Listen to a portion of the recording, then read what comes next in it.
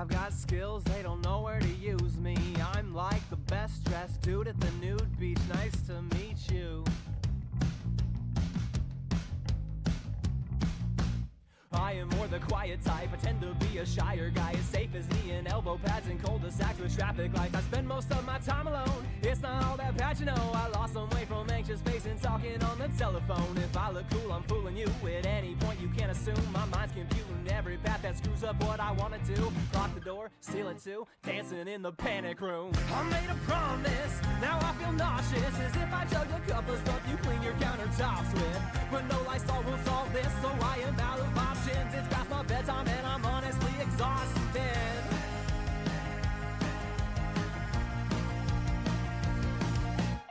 And I just want to be more than nostalgia. Receive like a hot dog down at the dog park. Be your best friend.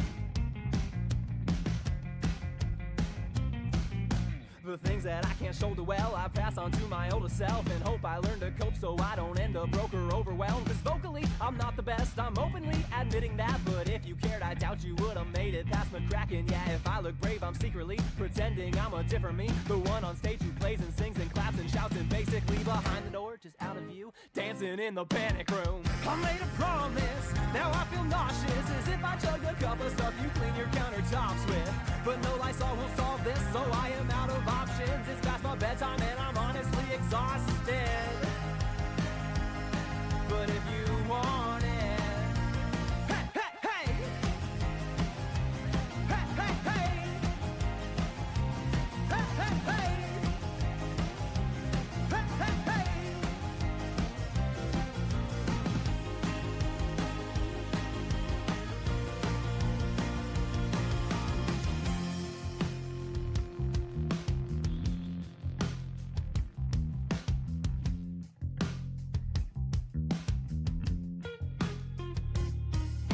Now wouldn't it be the best if all the answers to our questions came as sheepish realizations, obvious and retrospective? Like the answer for anxiety that's crept into your head is as simple as your printer, you forgot to plug it in. Instead of playing Twister with my lyrics cause I can and filling every syllable with lots of bullshit, I instead give you the simple sing-along you're all hoping will come next. Or do I load this mother up and do not do what I do best? So here's my promise, don't aim for flawless, cause some of your best art is made with chalk on your sidewalk. It's gone when you wash it off, it's not made for fame or profits. It's looking back and giving all you got to top it. But if you want it, hey, hey, hey, hey, hey, hey, hey, hey, hey, hey,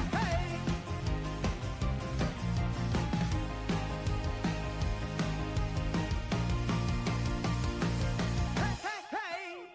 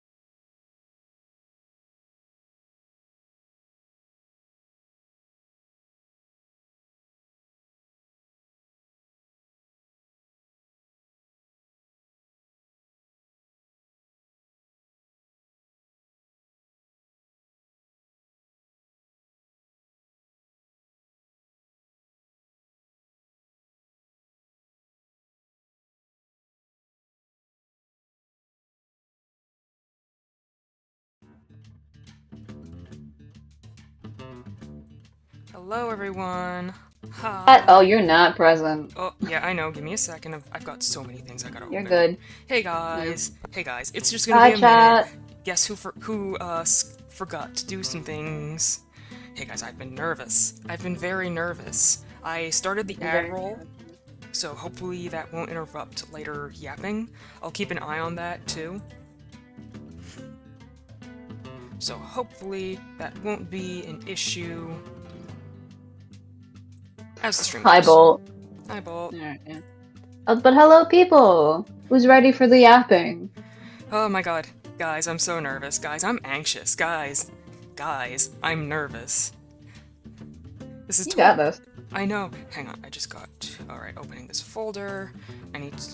I forgot to make a button. I forgot to make a button so that I could do a quick info about the stream. Mm. Hey, hi, welcome to the stream. Hi, hello, hi. Hello, We'll people. be starting proper yapping in a moment. I just forgot to make an info button in Streamlabs. As per usual. At least we have the tech issues now, you Ooh, know? yeah, we're starting now. Do. Where is the bots? Chat bots. Commands. Add command.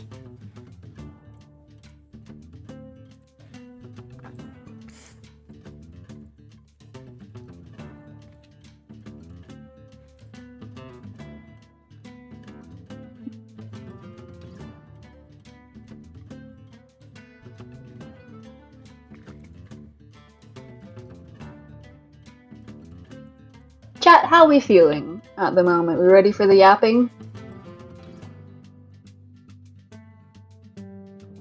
Yeah, I have made... Alright, okay. I'm gonna check. Is the ad break done?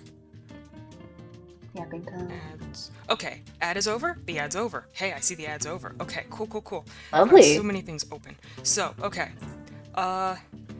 So, I think most of the people are here. Most people are gonna attend. So, ooh, what did I just close? Allow me to go over some things before all of this starts.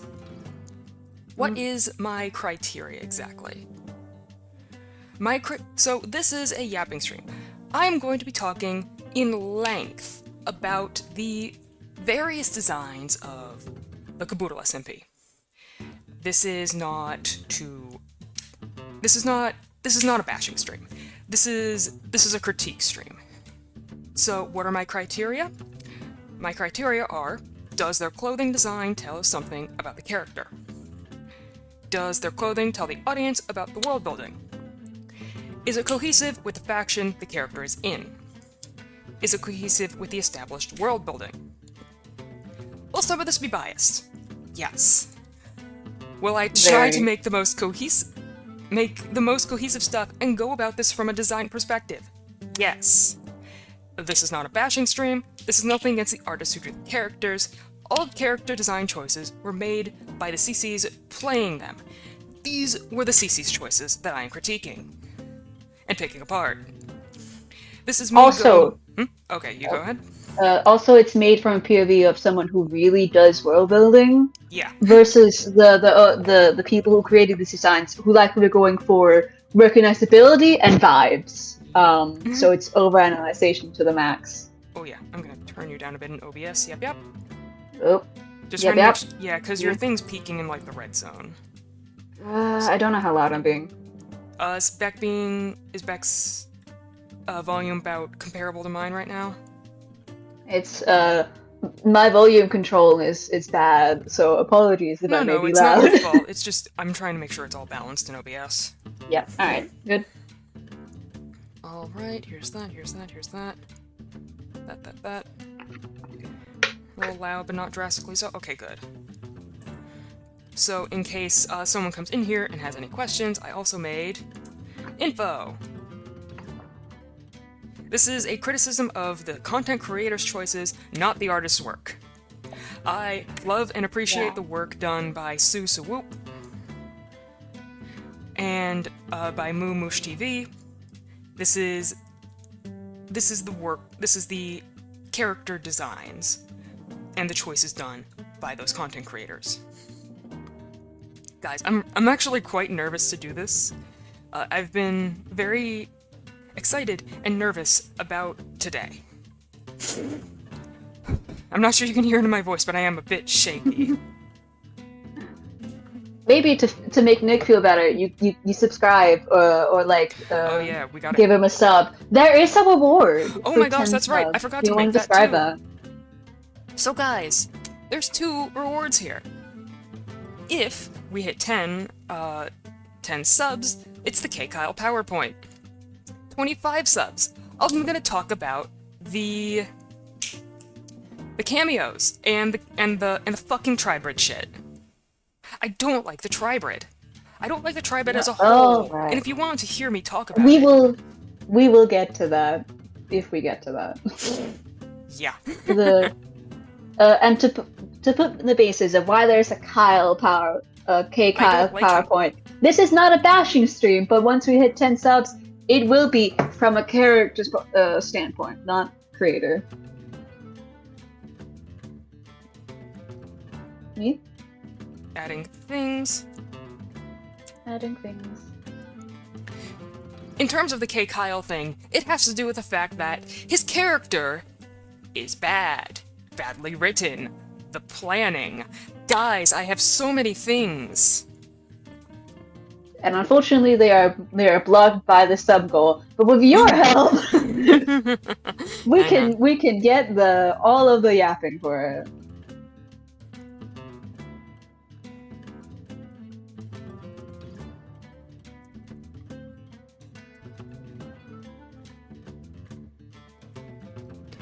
Okay. Guys, I got so, like, nervous yesterday, and then I just forgot, and then I just kind of pushed it off, and then da-da-da-da-da. Then I forget, and then I forget, yep. Anyway. I would say, without further ado, I'm gonna go on ahead. I do think that... Oh, okay, never mind. It updated. I thought things were wrong. Remember, chat, this is not bashing, this is critique.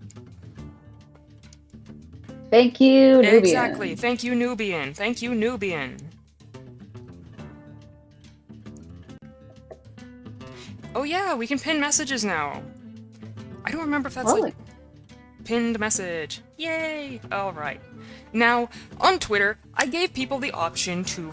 I gave people a poll. I gave them a poll to decide what order we were going to talk about this. And the people decided by order of introduction. Sorry, my AC is running, so I hope it's not being too loud. So, order of introduction. By that, I mean, obviously, order of how the characters were introduced. However, for this, characters who have been across seasons, their first appearance order will be the order that I go in for the stream. So, for example, Cab, Ray, Maddie, those will all be the first 3 designs that I talk about. And then it changes as more characters come and go. Okay, so there's that. So, gonna open up Krita over here, and without further ado, we're gonna start with Season 1, Cab. Well, is this open? It did! Okay, thank God. Ah! What the hell? Excuse. Hang on. We will. Give it a second. As new layer. Okay, there we go. Alright, we're gonna move this around.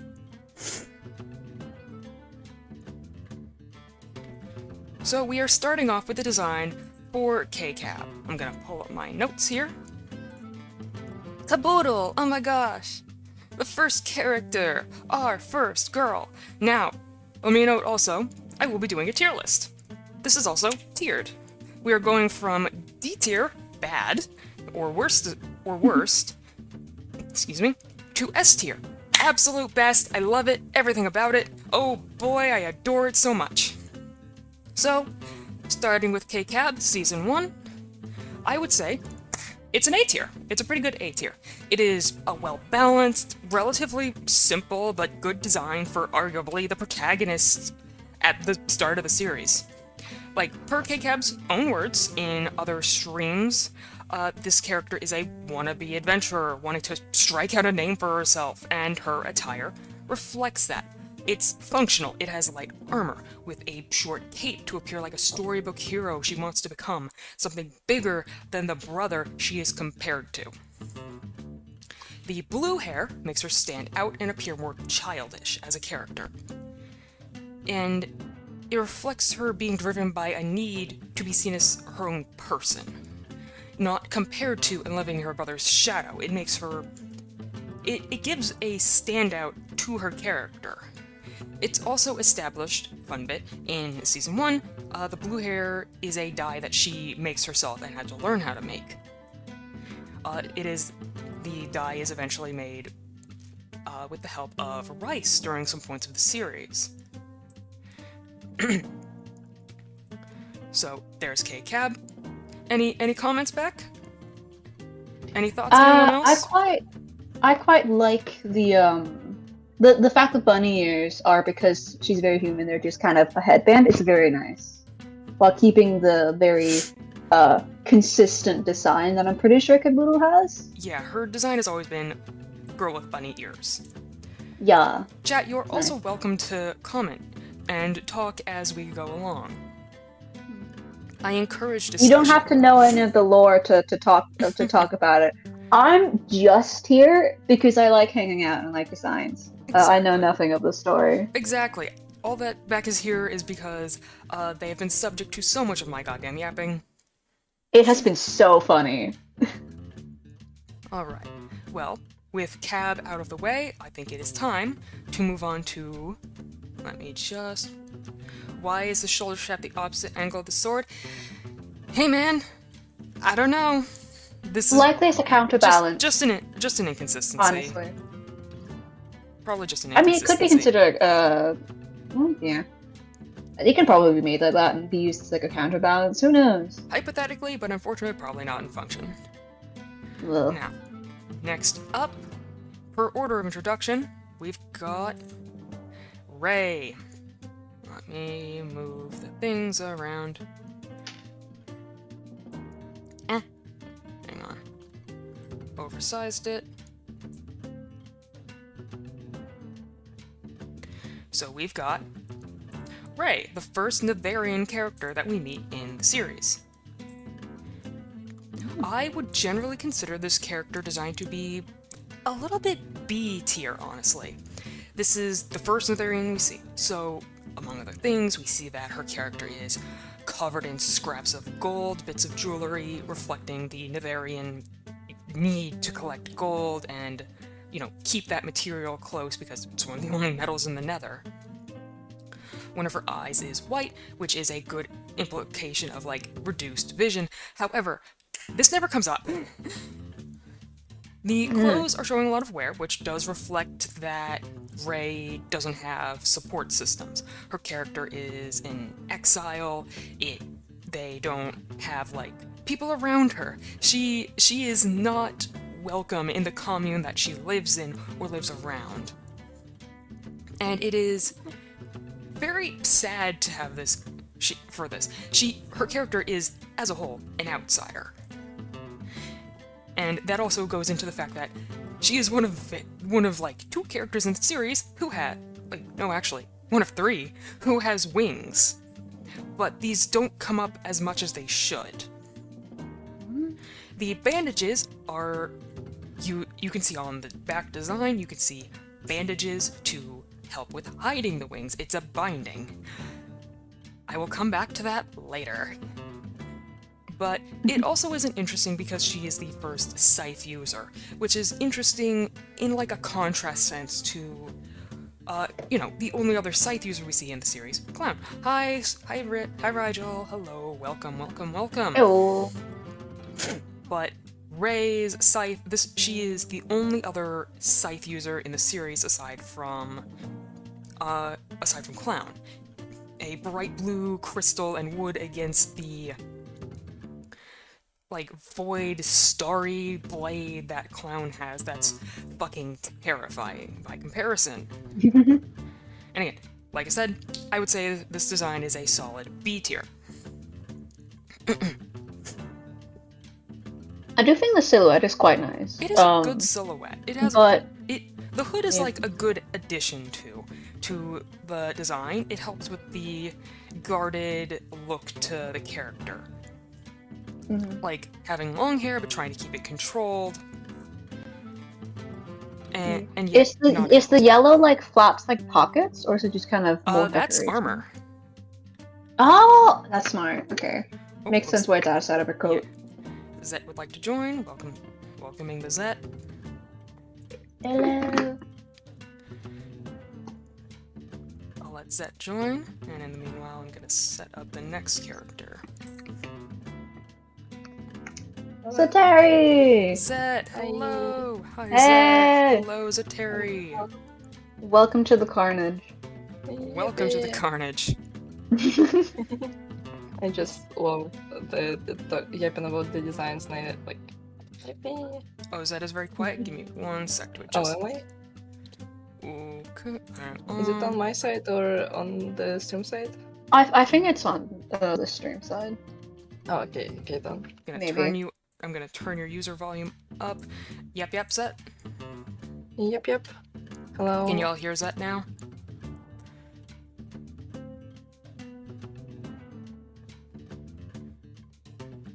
Better? Okay. Yeah. Yippee. Yay! Okay. With that, we're gonna go on to our first Indarian! Guys, it's Maddie. It's Maddie Milkberry. Let's go. It is Milkberry Girl. Why is her last name Milkberry? Because Maddie's whole thing is Maddie Milkberry. That's literally her thing. Right. That's literally her branding is Maddie Milkberry. And then she made it her last name canonically in the series. Fun. Awesome. And so her sister is canonically Artemis Milkberry. We love to see it. Yeah, alright. But I would say generally the design is like a pretty solid B tier. She is the first Indarian of the series. Distinct from Caboodle and Ray, Maddie is an adult and the oldest of all 3 of these characters. Maddie's clothes are relatively simple. It's casual, not fitting for the adventure that Maddie ends up going on. The boots are relatively functional, but some of the clothing is not. The cape is one of the most standout parts, if only because it is such a bright, vibrant purple. Over time, her big green bow is a signature feature and marks a big part of like her identity. You can see potions to do with her work as a scholar, and a weapon, which is something that doesn't seem like a common trait as the series goes on. Of Indarian characters, the only ones who do have weapons are either scholars or they're outcasts of society. Which I think which story-wise, I think that could have been really interesting to explore as things went on. Is that you alright? I can hear something in your mic. Huh? Look. What can Good. Ignore that. you shouldn't. Hold on. I apologize for the alarm, by the way. That's just my phone. I didn't hear anything. That's Great, lovely.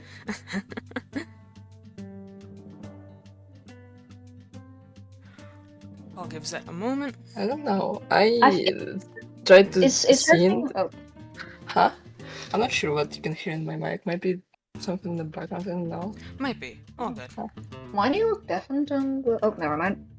I clicked the thing that that lets you hear what's coming into your microphone, like in the Discord thing, and I didn't hear anything. Interesting. I don't know. Let's see. Okay. We'll see what's up.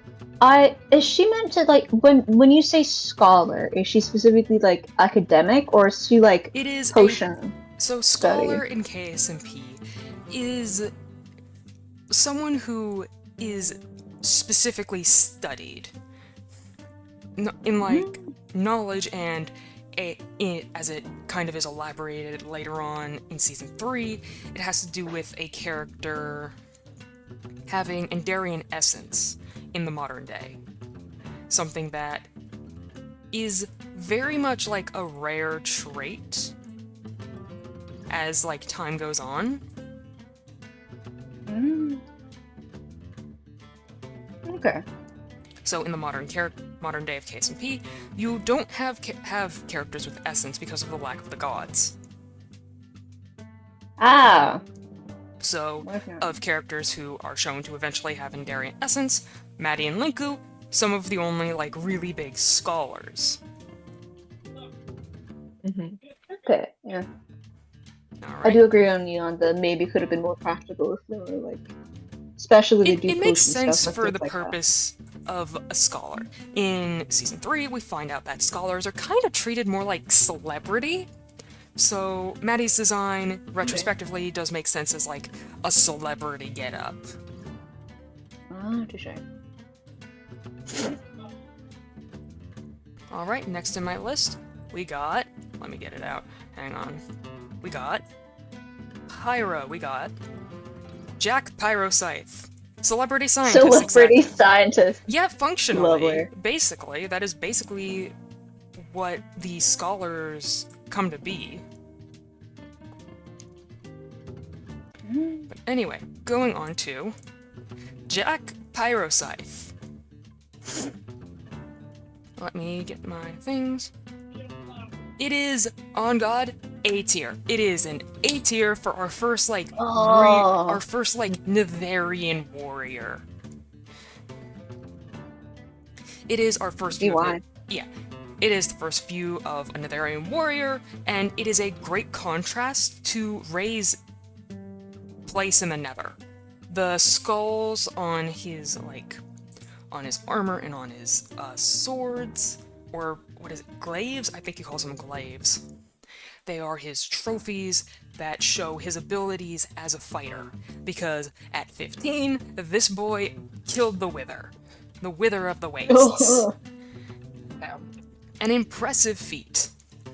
And these eventually becomes like such a strong like part of his character and part of his plot, as slowly they, like, you can see in the way that the skulls are all looking up towards Pyro, as if they are, like, glaring at him. You could see how they're just, like, looking towards him. Like they're to kind of show, hey, there's still something in there. Something is still there. And he doesn't quite know that that's what's gonna be coming. As slowly these skulls come to take over what Pyro is. As we will see as the character slowly changes over time. His character has tick marks on the arm for every person who he's killed, showing part of his, his logic as a warrior is not kill for kill's sake. This is a moral that slowly decays, and you could see the wither magic all around him. Something that again, is a point that becomes relevant later to his character. This magic that he has no idea is surrounding him, that he's just been sitting next to, kind of like having like a chunk of uranium right next to your, like, chest, and eventually it comes to kill you because it gives you cancer. That's interesting, because, like, I was gonna ask about the magic around him, because it's in the color that is not present at all in his design, and, like, it makes sense that because it's not his Wither, color, like, it's wither and soul magic. Yeah. It's a really I cool like thing. how it's like the sky of the Soul Sand Valleys. It's like a very vibrant teal there. It is a teal which I blue. assume was immediately that. Yeah. It is a good contrast. It's foreshadowing, it's ominous. It's a really good design because of, like, all these little factors that went into it. The weapons are also interesting, stand out, kinda scary. I like his little scarf cape. Alright. Now with the A tier Pyro, let's go on to Clown Pierce. Let me get this over here. Some of these are a bit small, so I have to rescale them.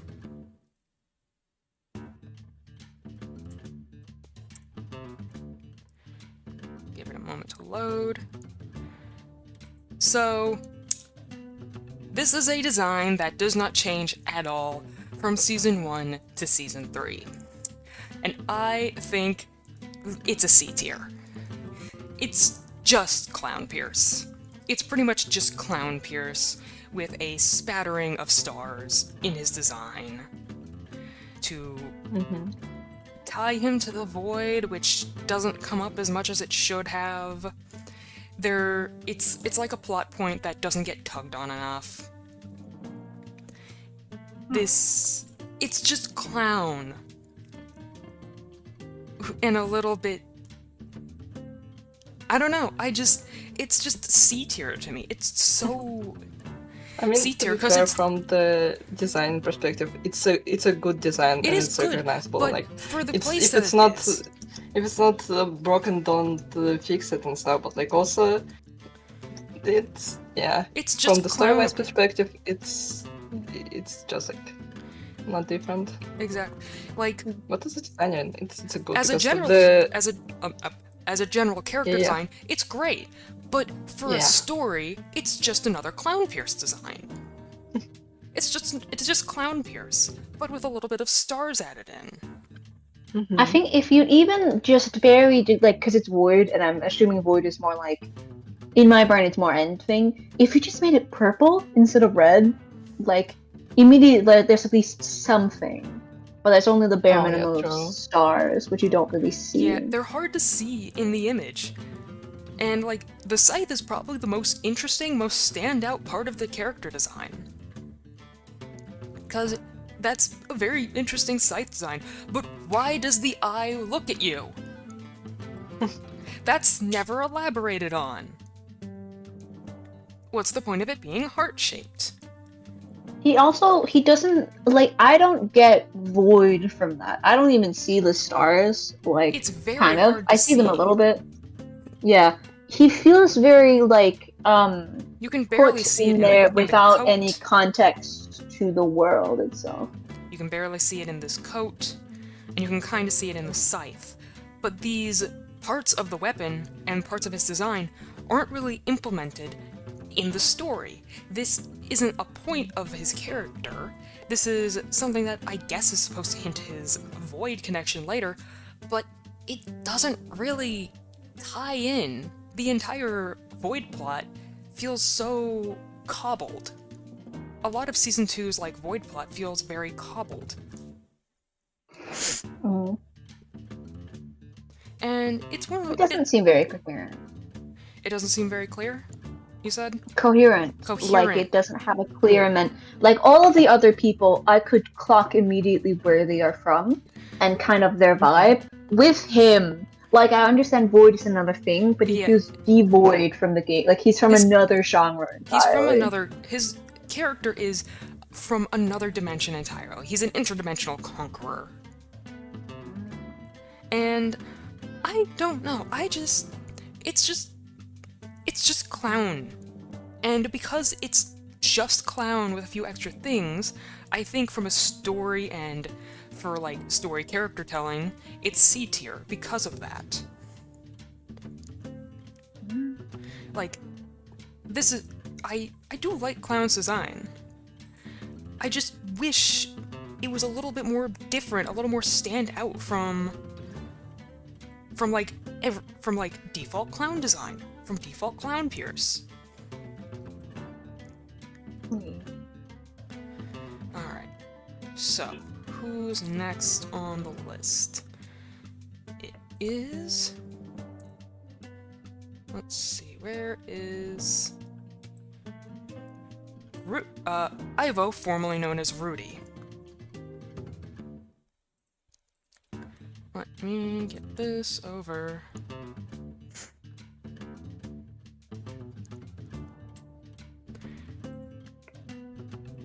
For the sake of...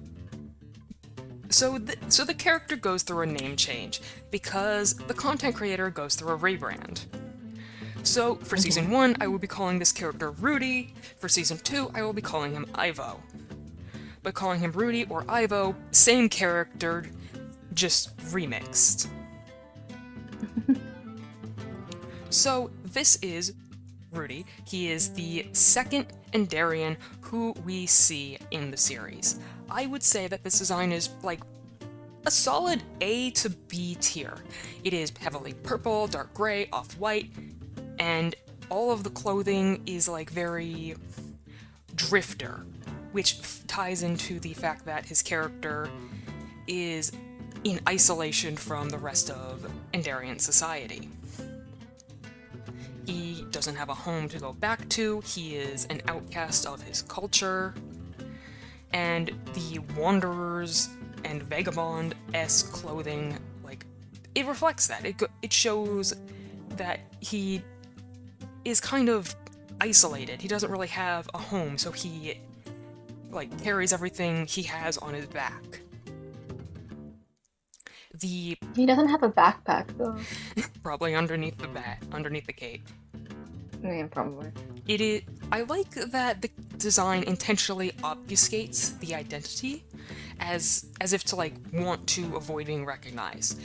He is first met in the middle of a swamp, alone, when he's avoiding people, possibly something that reflects a habit of being someone who never quite conformed to Endarian society, staying on the outside of, like, you know, outside of the people's radar. He also is one of the few Endarians who carries an axe, and this definitely ties into his place as an outsider to, you know, being an Endarian. Most Endarians aren't exactly combat trained. We know that Maddie's not very good at fighting, but she does have a bow. And of other Endarians, the only ones who, like, do have weapons also stand out in the same way. Magic isn't really a proper Endarian, so she has her bow, and Linku is a scholar, so he has his sword. And I think those are interesting things to point out from the building perspective, because every Netherian has a weapon, not many Overworlders have weapons, and from a culture's perspective, most Endarians don't have weapons. And those who do are either high-ranking or at the bottom of society. Or complete outsiders. Mm-hmm. Like, overall, I think this design is like a very... It's a very interesting, good design, A-B tier. It's very good. I really like the layered coat. Yeah, layering's fun. Back with the scarf. You can definitely tell it's like this guy is not someone who talks to people very much based on just the design. Very used to isolation, not very likely to start the socializing, but he does want to have companionship. He wants to have people around him, which is something that kind of goes into the fact that the only reason Kyle is in the overworld is because he followed Kyle here. He followed Kyle from the end, and now he's here looking for Kyle. And if we get 10 subs, you guys will get to see exactly this detail in the PowerPoint. Oh, this is the guy. Okay.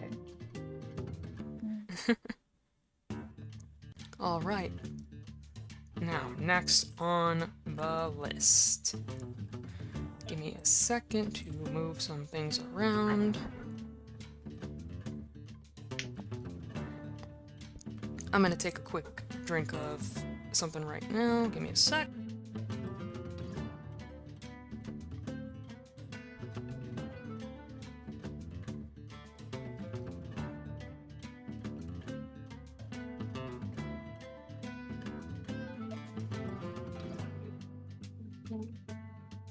I need to tell my brother to be quieter, I think. Sorry? I think the thing that you could hear in my microphone was my younger brother, because I can hear him right now. Okay, all good. Alright, and with that, the next character is Katie's. Different from Katie go Burr.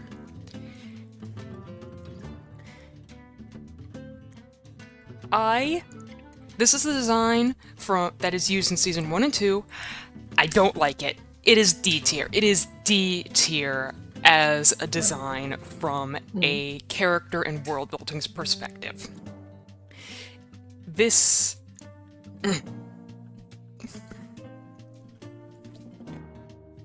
So, Katie's character is not very big throughout the series.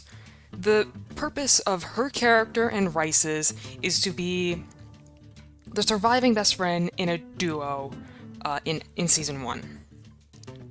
But everything about Katie's outfit is completely modern, running in contrast with the thinly established setting of the overworld that can be presumed to be fantasy and pre-industrial due to the lack of even basic roads in the towns. Yeah, the slippers, Pash Cat. Why is she wearing bunny slippers? Jesus. This character was found in an ancient city running from a warden. A warden. So how the fuck? So why is she wearing bunny slippers? She's wearing modern jeans. She's wearing modern striped shirts. That's a zip-up hoodie. She has headphones on. Why is she wearing bunny slippers? All of these are so in contrast to the thinly established, fantasy elements of the overworld. Nothing about the overworld is even implies that it's relatively modern. Also, all of the other designs have consistent color palette, and this does not. There's so many colors. This is just Katie's. It's just Katie's. It's just Katie's in KSMP. It's kind of like the clown design. It's just clown, but drawn for KSMP. This isn't good for the world building. This runs in contrast to all factors we know about the overworld. It's not good. It's bad for the world building. It runs in contrast. It honestly kind of ruins the immersion a little bit. You see him and it goes, right, this is Minecraft. Yeah. And not actually a fun little thing we're watching. It also breaks cohesion with other overworld characters. Because most, at least other overworld characters, kind of try to keep with it a consistent fantasy-ish, or at least just not modern. So, this design just runs in complete contrast to all of that.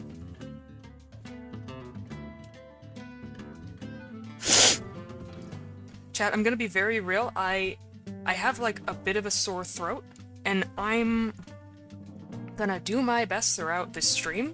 So I'm gonna take frequent breaks, and eventually we're gonna take a few minute break for me to rest a bit.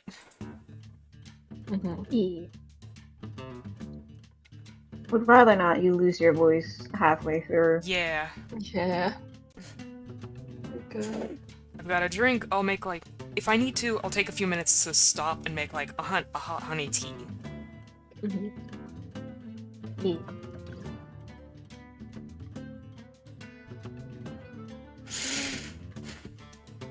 I thought she was originally bee themed specifically because of the shirt. Right. Is she in any way bee themed? Nope. Well, not in the slightest. Cool though, because it would at least somehow fit in with the overall theme. If she was bee themed and was not wearing any modern clothes. I Oh, would this just is picked just a modern. cute purple jacket and a bee theme, total bee theme, and you could have made it essentially the same, but fantasy. But it's incredibly modern when you could have very easily just kind of transported into medieval times. For one, again, the goddamn bunny slippers. Why is she wearing bunny slippers? Why did she leave the house in bunny slippers? Why did she go through a desert? How did she fall into a mountain wearing bunny slippers? I mean, if you're wearing bunny slippers on a mountain, you are gonna fall. So, But it's just so not thought out. It's not cohesive with the world building at all. So, Katie's is D tier. Just D tier. Alright. Also, it doesn't tell you anything. But the character also isn't much. I'm sorry to say, but the character isn't much. Again, the purpose of Katie's and Rice as a duo was for Katie's to be the survivor in a best friend duo. And that was it. Outside of that, her character doesn't have much, like, plot or purpose. yeah.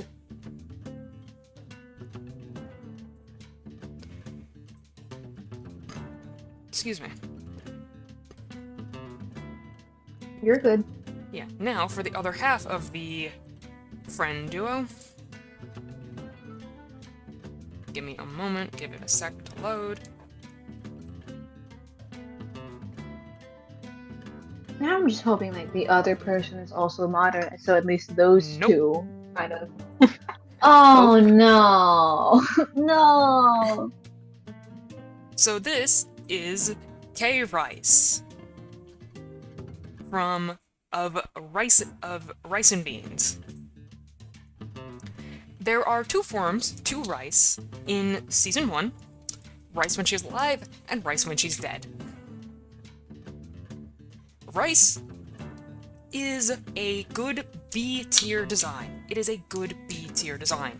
A cottagecore aesthetic fits greatly into the overworld's vague fantasy setting. This dress is more ragged, and it shows K Rice as being resourceful. She has these ram horns and ears, and it's the first example we see of any overworld character with animal features. We see she carries potions to help tell the audience about her alchemy and potion knowledge, something she relies on as Season 1 goes on. In addition, you can see a locket to represent the friendship between Rice and Katie's, which adds also a youthfulness to this friendship. The characters were 18 at the time of the season episodes, and while they were friends for a long time, they weren't adults still, and the friendship charms are usually associated with youthful beliefs that things will never change. Like, we'll always be friends, nothing's gonna change. But unfortunately, as time goes on with Rice being dead and Katie's still being alive, things do change. And over the course of Season 2, Rice slowly fades out of Katie's life because Katie's is still talking to people, she's still making friends. But Rice can only talk to Katie's. So, slowly she's isolated, because she doesn't have anyone else to talk to. Which could have been a really cool, like, character thing if someone else could have come to see her, but no one can, and it's just not used as much as it could have been. And it leads to the slow fade of Rice's character. Now, going into Rice's dead appearance. This is Rice after the death from her skull infection. Her ghost lingers, with only Katie's able to see her. The skulk is a part of Rice in death, the vines growing from her. In death, she's lost her friendship locket, and it is like this slow death for her character, trying not to worry people, eventually leading to her death. Trying to keep everyone safe, only to cause the character of Ivo to be sick, because he's the one who buries her. Oh. In doing so, Ivo also gets infected with the skulk. And that becomes a plot point that the characters have to find the cure in the ancient city. So again, both dead and alive Rice, pretty good B tier. This makes the fact that like I forget her name already. KT's. The other Katie's. Huh? KT's. Katie's. No, the other one.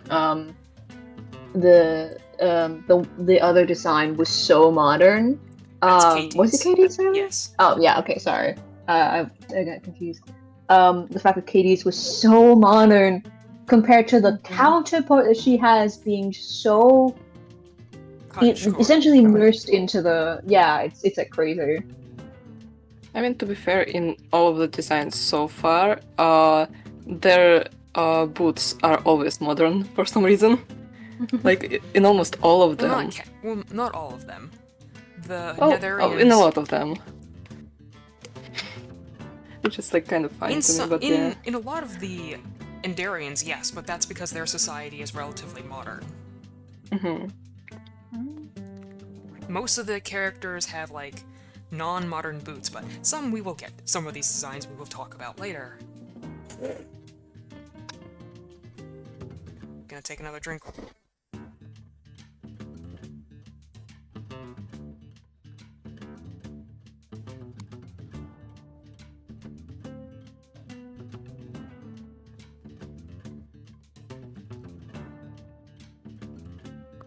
Okay.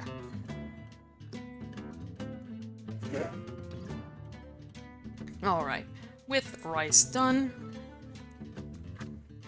now we move on to Kay Ivory. Where is she in here?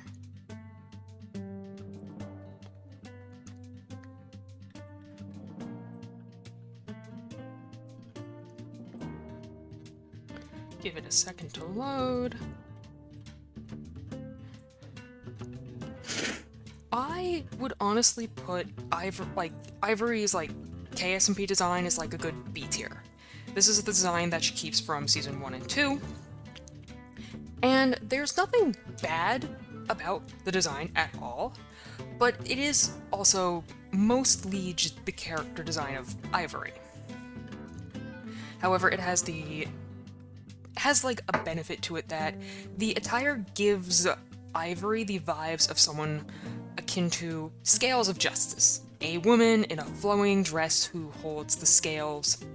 But instead of that, Kay Ivory deals justice in eye for an eye, rather than the blind justice that should be doled when doing her job.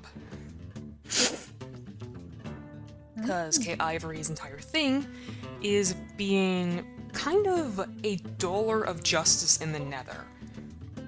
But her type of justice is... it is eye for an eye. If you kill someone, someone has to die, and the person who did the killing has to die in turn. And on and on and on.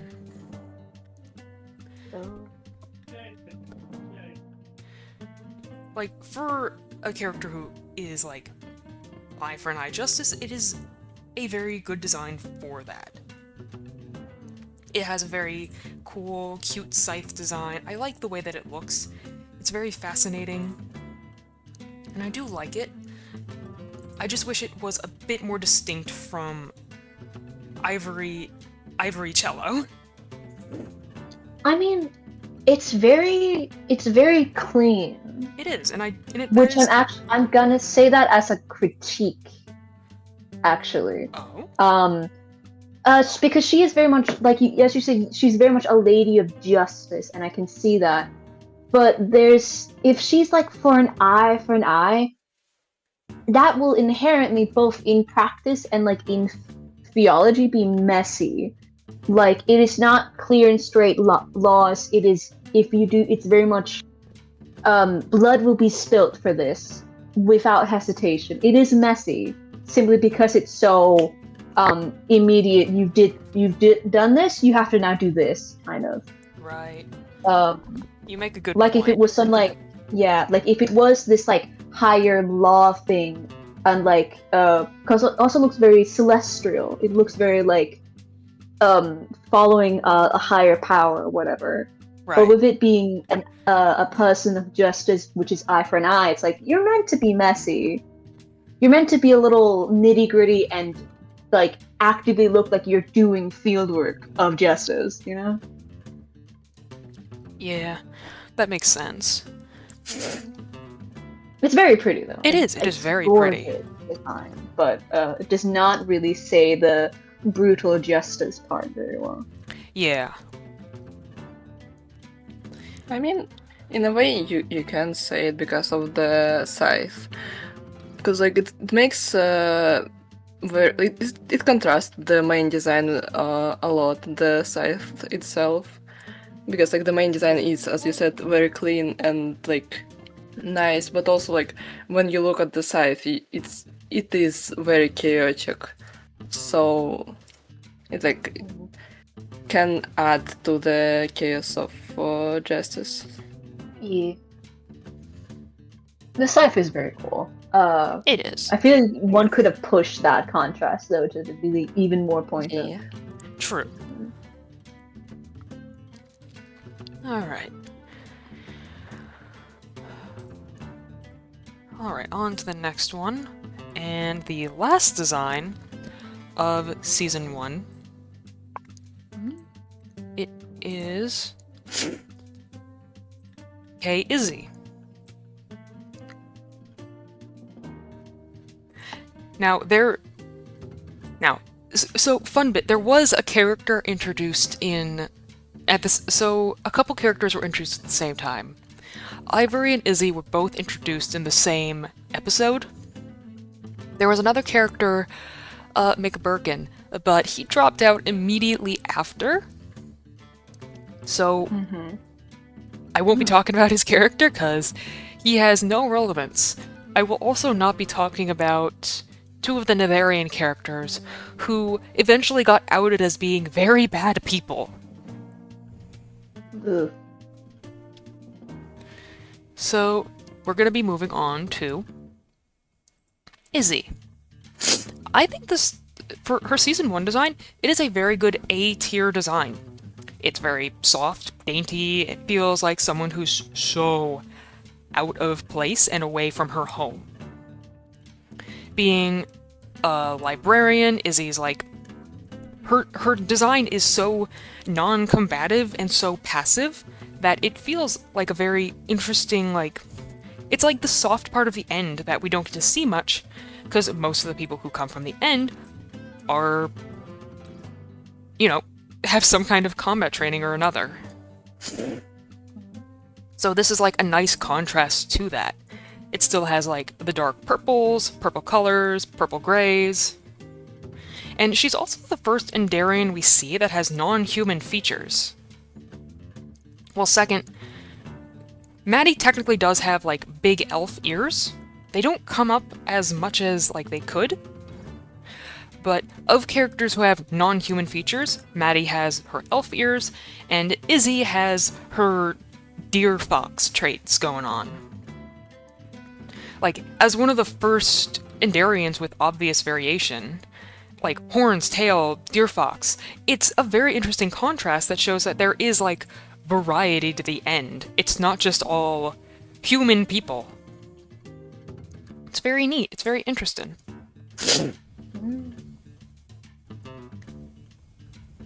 It is very nice. It's very cool.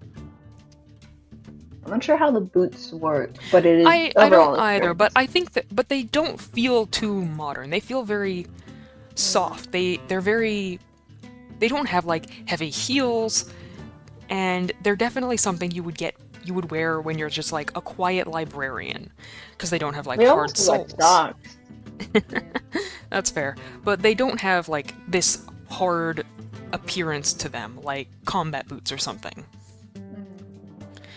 Like, in a library, you're expected to, like, be quiet, and I don't think there's a lot of carpeting in the end. There's a lot of hard floors, so the few characters who would probably be working in a library would probably wear very soft shoes to avoid disturbing the quiet. I think... It's very cool. Yeah. Her little cape's also very cute. The addition of, like, the little book with a little, like, end symbol. She also is one of the other characters who carries a few potions around on her belt here. And the star theme, like, is very obvious in, like, all parts of her design. It's very cute, and I think it reflects like an interesting aspect of the end in terms of design that we don't see all that much. That I really kind of wish we got to see more, like that star theme that the end has being basically outer space. I do think the dress skews like a little bit modern, but it doesn't really take away from the A little design. bit. If anything, it adds to it. Again, the end is implied to be relatively modern, unlike the other dimensions. Like, if the Nether is like medieval or like fantasy medieval, and the overworld is like fantasy, the end is like modern. We see this in season 3 because they have radios and televisions. Oh, okay. No, then it makes sense. Then it makes sense. Yeah. Exactly. Yeah. But I like Izzy's season 1 design. It's a solid A tier. Okay. Let's see. We've been yapping for an hour. Alrighty. Already. Probably in a few... I could run a quick ad break to go boil some water and make a honey tea. Would that be alright with everyone if I take a quick moment to go make another drink? Yeah, this was the end of like hour. the season 1 designs, yeah? Yeah. Yeah. Yeah, go make tea. Alright. Everyone else should also like go Yeah, get we're gonna something take- to hydrate and stuff. We're gonna take a quick break, so I'm gonna put a little text thing on the screen. Break time. Break time. Chat, go hydrate or something. Go drink water. Oh, Nubian. Now you have an excuse, hell yeah. Yeah, true. Let me just move things around. Alright, I'll probably be a few minutes to go boil some water and get a honey tea, so I'm gonna mute. If you two want to mute or talk, you can, but I will probably be a few minutes. An ad break will start in about 3 minutes. Would you guys like me to run the ad break now? Right, Probably. take a minute. Sure, yeah. I might go to the bathroom, so an ad break Yeah, would be same. nice. Alright, I'm gonna go ahead I'll and... help with break entertainment. Alright, I'm gonna go ahead and run the ad break, so I will be back in a few minutes. Yep. See ya, chat. See ya, chat. Bye. Not bye. See ya.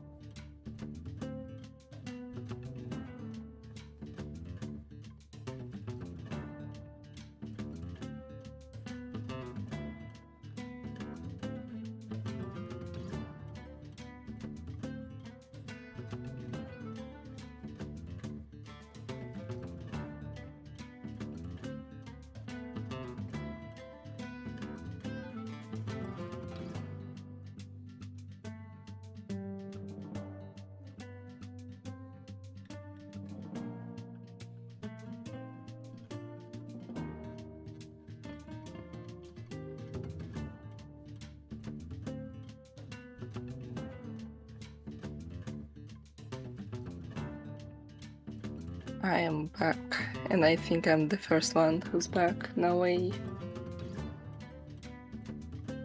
Hi chat, how are you doing?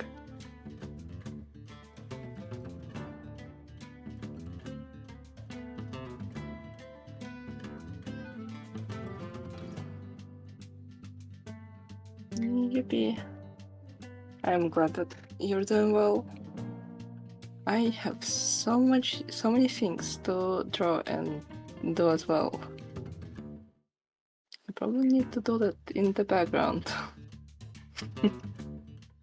Alright, I return. How do No you? way, hello. Hey. How we doing? We're doing well. Let's go. Hey, Still waiting for fantastic. Nick. What did you think of how many of season 1 were you here for? I forget. I joined the VC for I'm not sure how many, but I watched the streams since the beginning, so I saw all of them. Oh, okay. All right, good. What did you think Yeah. of them? They're interesting. They're actually quite well made because Yeah. almost all of them have good good color palette, because I'm pretty sure the artist did try to keep the color palette to the 70-30 rule. You know, the rule that's like there is the main color and there's like an addition. Usually it's 70-20-10 rule, like 3 colors, and some of them are 3 colors, but as I noticed, mainly the main color, the color that's present the most in most of the characters, is gray, which is weird, but like sure. But, I mean, it is consistent, so it's fine. Yeah. What do you think? There's also, I think a lot of the designs are quite nice. I like Yeah. that you start off with the first 3 characters you meet. It is an overworld person, then a nether person, and then an end person. And then you get more variations, so you get introduced to, okay, we have 3 variations of creatures we will meet. Yeah. And here they Then are. there's Clown And then Pierce, and then there's Clown Pierce. which is like kind of out of place, but like for his character being like an interdimensional character, like yeah, kind of makes That sense. feels a bit like a cop-out, not gonna lie. Yeah. Like, immerse yourself in the thing, or like go all out and look a little crazy. More than just, I'm just a guy who is here.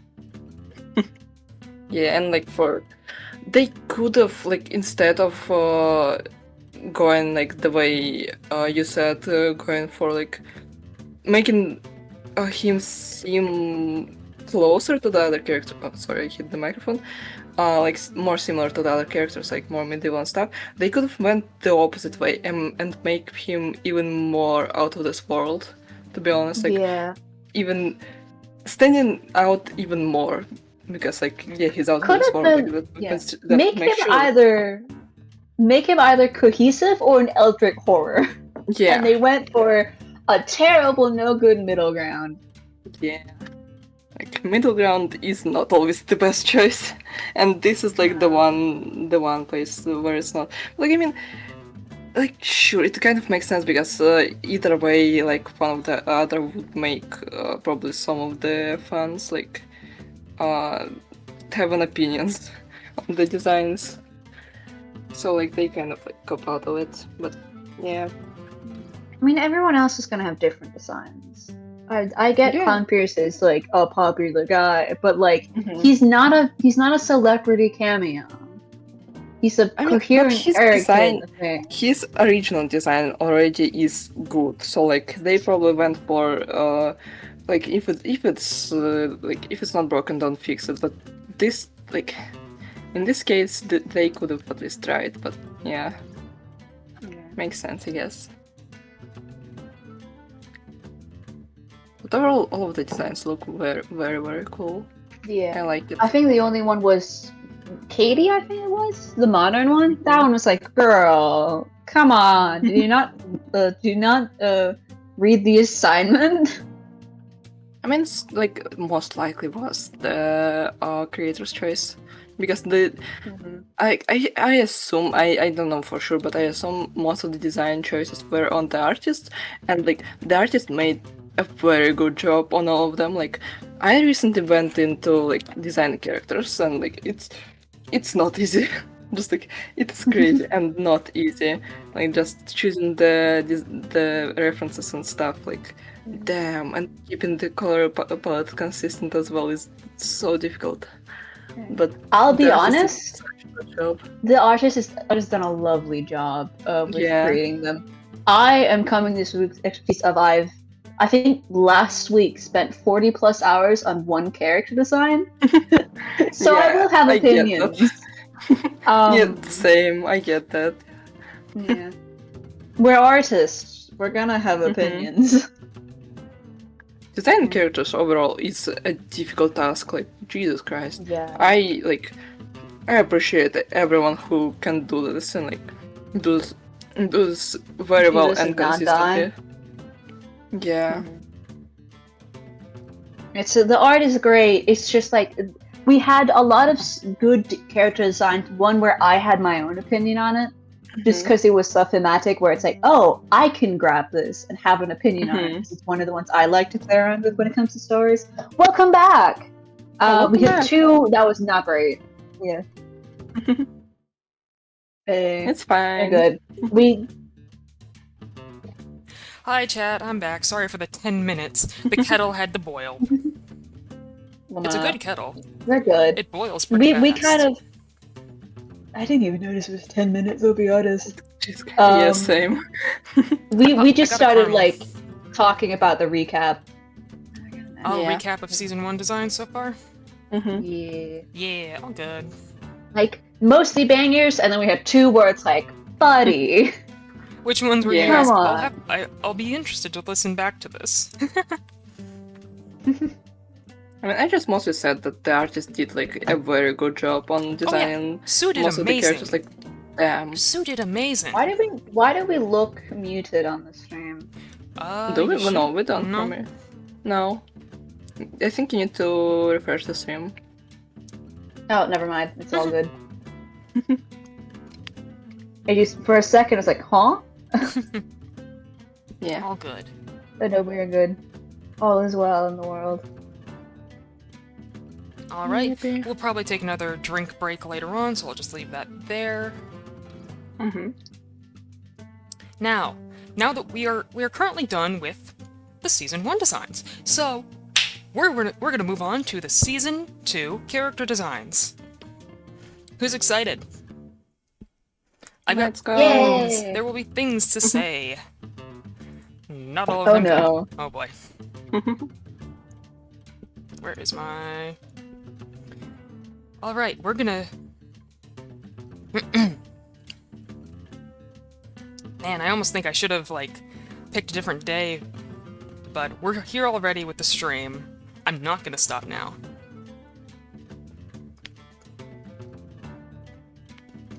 We'll just take this easy. Yeah. We're here for a chill time. Also, Yeah. remember, chat.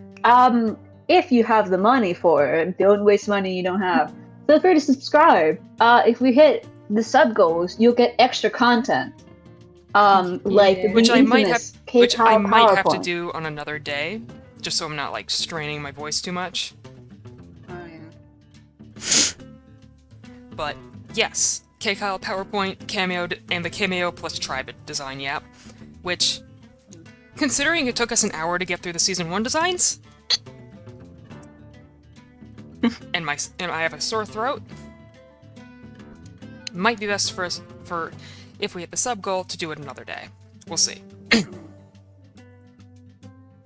All right, but anyway. But we want to hit the sub goal for it to happen. Yeah. So with that, we're gonna move on to the Season 2 designs. Starting with our protagonist, everybody! The girly pop, Let's go. who did so well in the first Oh. season. Let's see Oh, how she did in the next one. The something happened. The character whose mental health portrayal is really bad. Beck, I think I told you about this, but the design... I feel you have. Yeah. So, I'm going to establish this from the start. I don't like the way that mental health was portrayed by Cab in Season 2. It was bad. I think we can all agree it wasn't a good portrayal of a character's mental health. It wasn't good. Like, on reality, the dissociation, like, I've probably said it before, but when I was watching this back for a summary doc, Watching back that first episode, it did trigger dissociation in me, and it really was a Ugh. bad mental health portrayal. But we're here to talk about the character design, and from a character design perspective, frankly, it is an A-tier design. It is an interesting look into a character's corroding mind. While the portrayal of mental health was not handled well, the design itself is interesting. The character of Caboodle has completely... Not a big fan of how Season 2, but technically, point across. Tatter and signs that she's not taking... Yep. Multiple points reflect a lack of care for herself. Her hair growing out and becoming mangled, not being dyed to hide brown roots, various burn scars from getting her hands on gunpowder, and other needs to make explosives,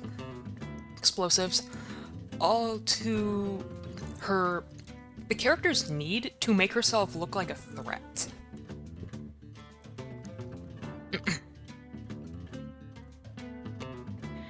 Like, the vest is stated that it was one of K-Clown's vests that was shrunk in the wash that he gave to her at a point in Season 1. Which is funny and interesting.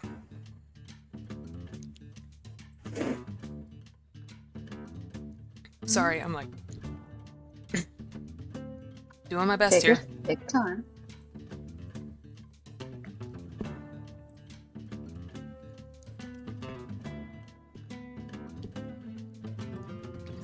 The addition of Clown's vest makes for an interesting reflection of Cab's view. She views Clown as a My cat. My gosh. Gonna close the door so he can't get in. He also has opinions.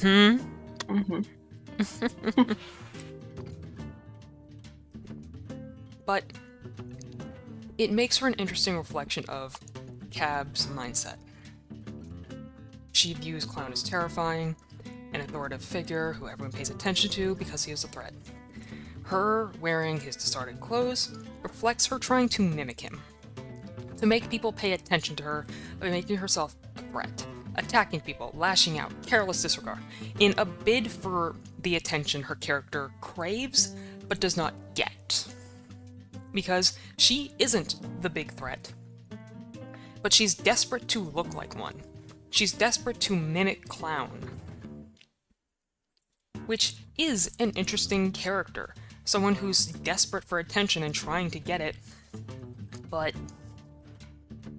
in doing so, she just makes herself look even more childish, like a child throwing a tantrum. The character is disconnected from reality, but still has enough sense to the world to sew a cape and further mimic, like Clown's silhouette. Her mania is detached from her emotional bonds, but has enough lucidity to act with purposeful malice under the belief there is no consequence. If the mental health had been portrayed better, this would probably be a very cool, interesting character design overall. But because of the mental health associations, it's not great.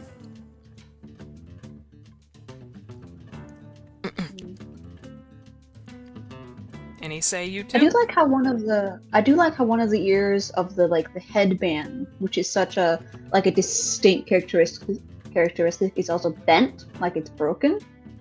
Like it's another little design of something that, as far as I'm aware, is probably an important aspect of her aesthetic, and to leave that tattered and broken and in disrepair is interesting. Yeah. It is an interesting design that it does show a character being in a bad mental state, and it does show someone trying to mimic someone who she looks up to, because this would be a character looking up to someone else. Like, even though she hates Clown and hates what he represents and hates how he is like Kyle, she still looks up to him in the older sibling sense, because she never had like that kind of sibling bond thing going on growing up. And she's desperate for that sibling, someone to rely on, someone to look up to, someone to finally give her like a sense of approval. But she just she never gets that. Also, like the interesting thing, I'm pretty sure in the season 1 design there were also a stick like in her hair, and like that was probably portrayal of the childness, like the carelessness. But like this time, it's like has a different meaning here. It's like the same little detail, but different meaning, which is interesting. Yeah, she's always had like sticks in her hair. She's very messy. Yeah, but like this time it's for different reasons, for like not caring about herself. Yeah, the slow decay over time.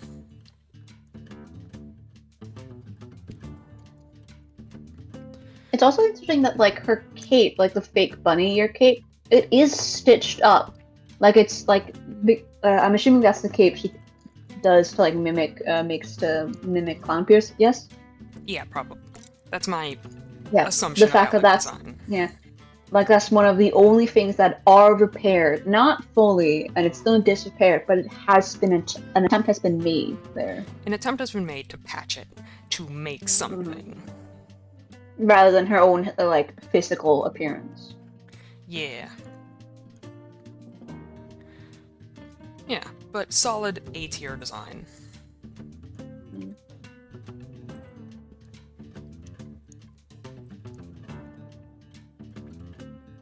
Now we're gonna go on to the design for Rey, and slowly as the seasons went on, some of the images ended up being much bigger, much chunkier. The design for the scythe has finally become more defined. You can see like a distinct like wood and crystal look, which is... I just want to refresh my push because I don't see the new design. Oh, there it is. Yep. Alright, I'm good. But this design is a B tier to me. There isn't a lot to say about Season 2 Rey, because she was scarce all of Season 2. She did not make many appearances. Rey's clothing change is a good way of reflecting her settling into the village and this new life in the overworld. She's not hiding her head feathers, showing more comfort and letting people see her. However, the lack of wings is becoming apparent as a missing detail. There is no cape or jacket to cover what would be whole bone structures. Where are her wings? If she is still binding them, she's never going to fly again. This much binding on bone structures would do permanent damage. It just would.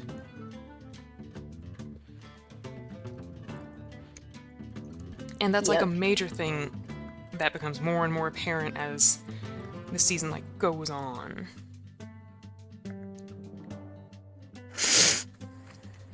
So it's like B tier. I'm giving it a B tier because it's still cute.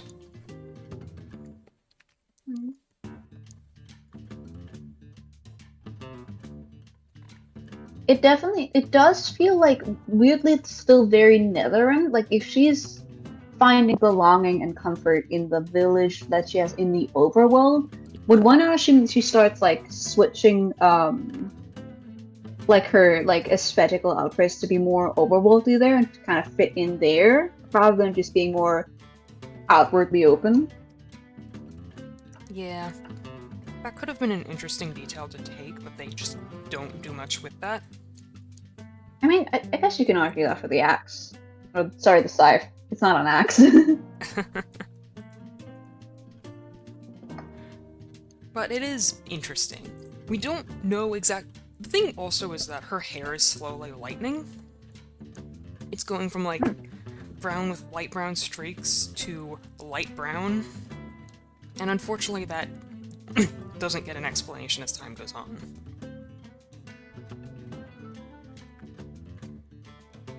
Rip. Sorry, ripped my throat. Ugh. Ooh. But you take care of yourself. I know. Doing my best. I tried to rest my throat for as much as I could, but it might just be a sickness. Sad. Sad. Like, you can, just in case, make it a two-part stream if, like, I could. if things go that way. Yeah. It's fine. I'm gonna take a drink of the tea real quick. Drink the tea, maybe. Tea is always a good thing to, like, I don't know how to say that. Help with the sore throat. Yeah. You'll see how you feel after a few more characters. Mm-hmm. From there, we can figure out if you need to take a break or not. Seth, did you have any opinions on the design? Not like the only thing is like the scythe color, like the light blue is only like appearing in the scythe for some reason, and nowhere on the design itself. And all the other colors does appear on the side, like the yellow color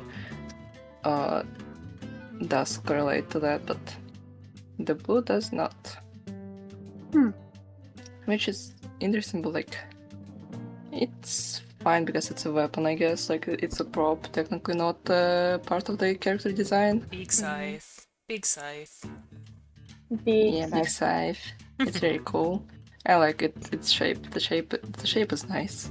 Yeah, it The feels... blue also contrasts quite nicely as Yeah, well. it feels kind of organic in a way. Mm-hmm. Yeah. Alright, but with that, we're gonna go on to Maddie's. Where is she?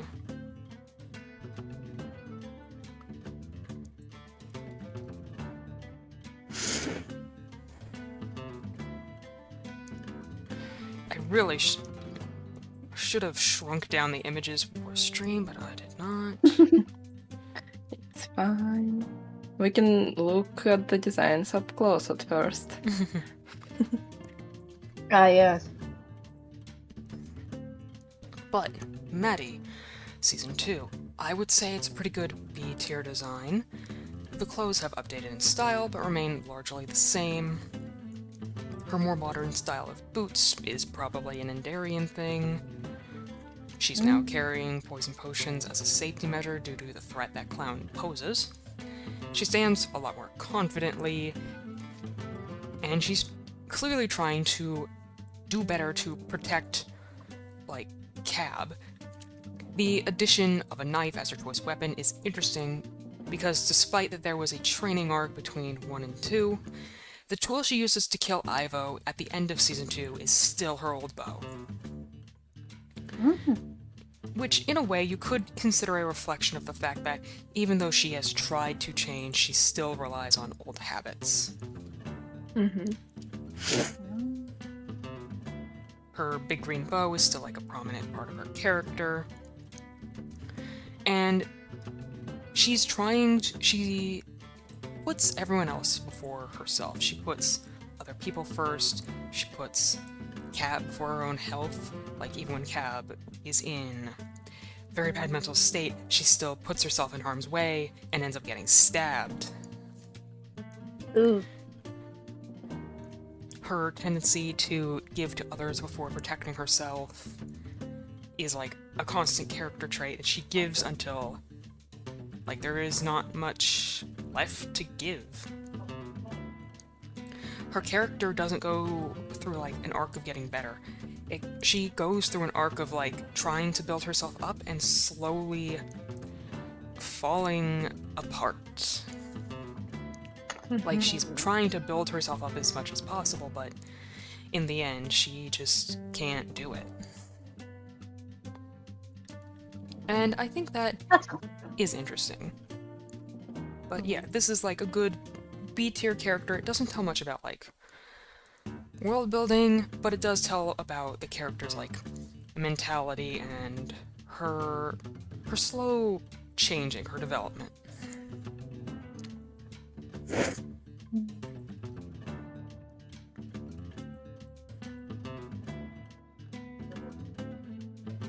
I mean, it is relatively just the same design in it. It is, just with like Yeah. a few additions. The knife was pretty, though. It was pretty. I don't know why there were like vines around the knife. There was vines around the knife? Yes. Bro, what are you doing? You can see it here. Oh, I can't. Oh, there it is. Never mind, I immediately refreshed it right as it came up. Oh, why? Girl, why do you have vines on your knife? I don't know. That's weird. Yeah, that's something that doesn't really come up. Mm-hmm. It's one of those design things that just isn't really used. Well,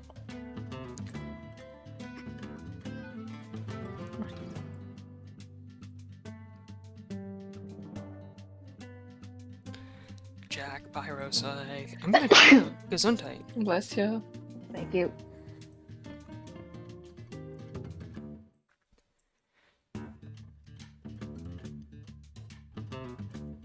I'm Okay. gonna try to like talk a bit quieter. I'm just gonna boost my mic a little bit. Mm-hmm. Aggress your voice, buddy.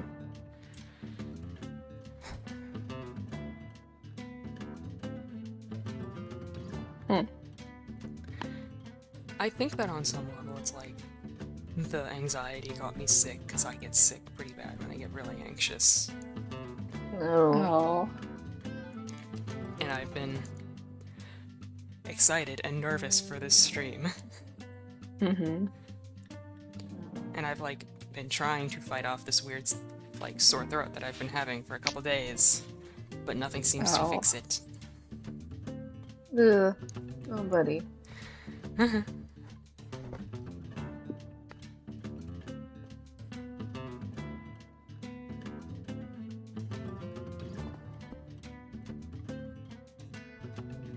But we're gonna do our His best. design reminds me of like one of the new Honkai Star Rail characters. Just the first time I saw him, and like my brain immediately went my idea like, like it's Siba's favorite character right now.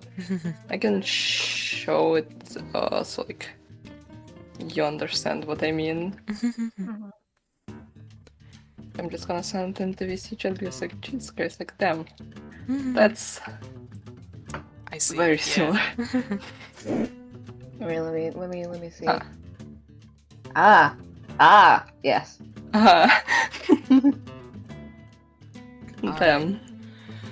But anyway, we're gonna go on to Pyro. It is a good A-tier design. It shows Pyro since discarded his old armor, the plates destroyed by Clown's attempt on his life, his scars are on display from the near death. No longer sporting a lively smile, Pyro has become much more standoffish and stoic. His views have been sliding from his warrior's ethic to a do what must be done mindset. His focus has become finding a way to protect what he cares about deep down, no matter what. There is a sense of him forgetting himself in the process, something reflected in his armor being either missing or in a state of disrepair. This, with hindsight, foreshadowing that eventually Pyro wouldn't even be much of Pyro anymore, just a part of the Wither's will melding into his own. The Wither's desire for destruction combines with Pyro's drive to stop the Clown. You can see, as we zoom in, all his scars are on display, scars that almost killed him. And the Wither, rather than just looking at Pyro, is now looking at us. Ominous. We can now the Wither is looking directly at the audience, something is going to happen, and eventually it does. The lack of, like, caring for himself, the lack of, like, the lively shine, the messier hair, and, like, the armor slowly coming into a state of disrepair. It's not polished iron, it's like a muddied black. But it's a solid A design, because it's that middle point between the character's old self and the new self. The slow decay from a strong warrior into this anti-hero, and eventually a villain of his own story who would destroy his own home just to take down one opponent. And at some point, it's not even fire anymore, it's just the Wither.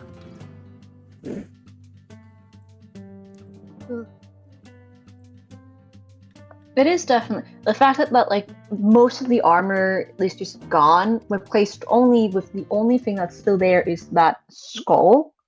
It's like, oh, that's a warning sign, buddy. Yeah, that armor all got destroyed during his fight with Clown, and he hasn't bothered to get it repaired. That's symbolic as hell. Yeah. Normally he would probably keep his armor in pretty good shape, but he hasn't. He's no longer doing that.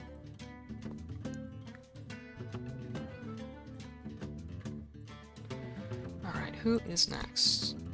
Ivo.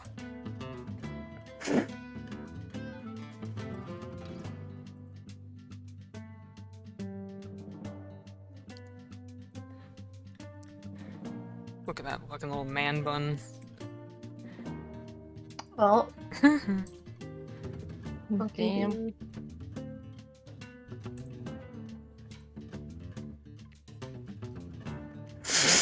So, Ivo.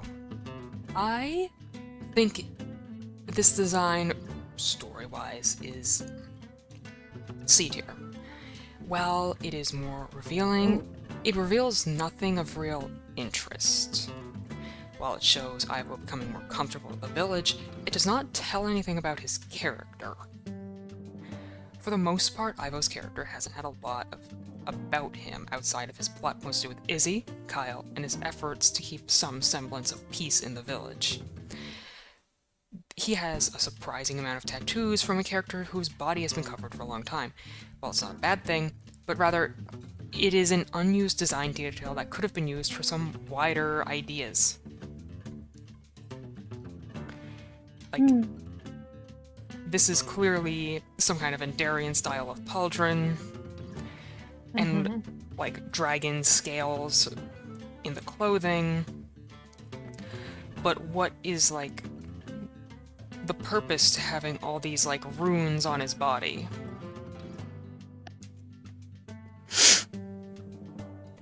The spear changed. You can go first. Okay, so just so I'm clear on who this is the guy who was wearing, like, the cape and was all covered up before. Jesus! He does not look the same. Yeah. He looks like one of the scholars. He does. And that feels like too much of a change. It feels like you're I was like, okay, if this is a seat, this is because he's not a scholar. And then realizing it's the same guy as before, it's like, that is crazy. He looks straight out of the end. He does, but he also, like, there's just not a lot about this. Like, what does this tell about him? Like, what do the tattoos tell? What is the point of all the tattoos? What is the point of this or that? Why did he have to go through a whole change with his spear? What was the point of the spear in the episode where the void is first shown? Like, because in the episode, the spear starts to react with the void, but that's never really explained or elaborated on. It's just, his spear is glowing in the presence of the void! Doesn't elaborate. Yuck. And it's unfortunate. Because this is like an interesting design, but the amount of change feels like that it's something that should have been done a lot more slowly with like a middle point. I mean, visually, it is a very good design visually. It is. It's just that It is gorgeous. It is. It is a very pretty Yeah. design, but for a character perspective and like story-wise, it doesn't make a ton of sense. Just because of the sheer change that the character has. It also, like, I know it's meant to be him being like more comfortable in the village, but what it feels like is him returning to the Nether culture that he And in the first season was sorry, and yeah, you're right. I'm tired. The end culture that he was in the first season was like separate from, isolated from. It's suddenly like, Yeah. oh, so you're no longer an outsider? You're now a normal end guy? What's here? What's up? yeah, it feels Why like do you look so smug? it feels like he just is a scholar, which he's not. Which kind of runs in He looks like he's contrast. gonna correct me on my grammar and be snobby about his coffee order. Yeah, yeah. Which feels like a wholly This is- different character. This does not look like a guy who wants to keep the peace for his friends. He looks like he's gonna poke the bear until the bear bites. He looks like he's going to he's gonna post on his like Minecraft Instagram like, oh my god, I just went to this concert of a person who like a band that you don't know and you'll never know. Hahaha, I'm so cool. He feels hipster here, No, you're which right. is bad. You're right. He does feel a little hipster.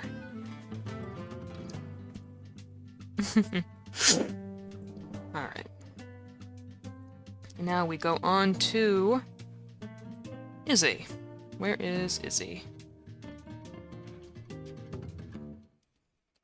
Give me a moment. Here we are. Hey, Izzy, Season 2. For some reason, this file is tiny. Teeny. Itty bitty. So, this is K-Izzy. I think this design from character, from the perspective of like telling about the character and world building, I think it's C tier. The outfit and design overall is good, and it would fit into the story. The issue is that it feels like a completely different character from Season 1. Feels like too much of a jump between seasons.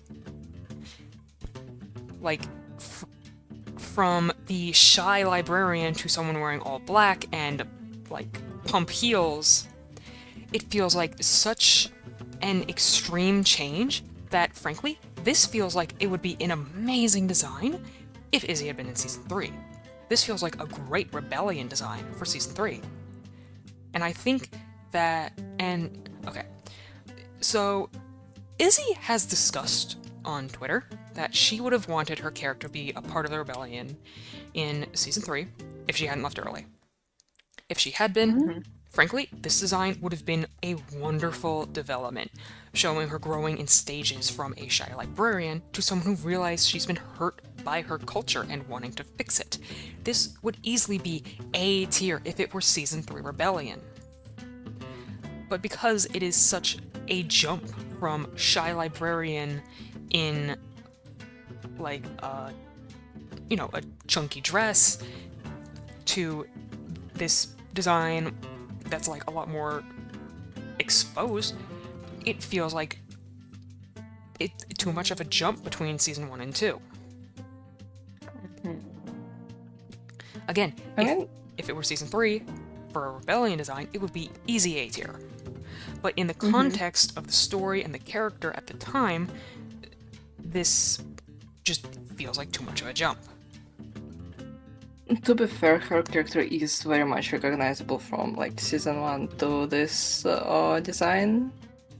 And It also is. like A lot of the time, like the closest any character wears is not necessarily the clothes that represents their character, but like the representation of what that character wants to be.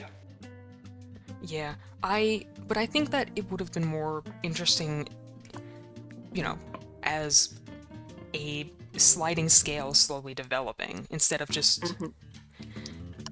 Because she goes from wanting to just be a librarian who is good to her students and a teacher who's good to her students, to I don't know what this design is supposed to tell us about her. What does this tell us about what she wants to be? It feels like this one and the other one was like, it's kind of like, okay, it's season 2, we're getting a glow up, but it's a glow up without intention. Yeah, it's a good glow up. They are good glow ups, but the context in which the glow up happens is like a whole big jump. It's like skipping the middle phase of a Pokemon evolution. Oh yeah. Like if there were Yeah, I like get that. an awkward middle phase where they're like starting to show and starting to like develop some aspect of themselves, that would have been really interesting as like a transition. Because part of like the design thing is that it should tell a story about the character. It should tell us about them and who they want to be. And I think, again, this would have been great for Season 3, but for Season 2, I think it lands in C tier.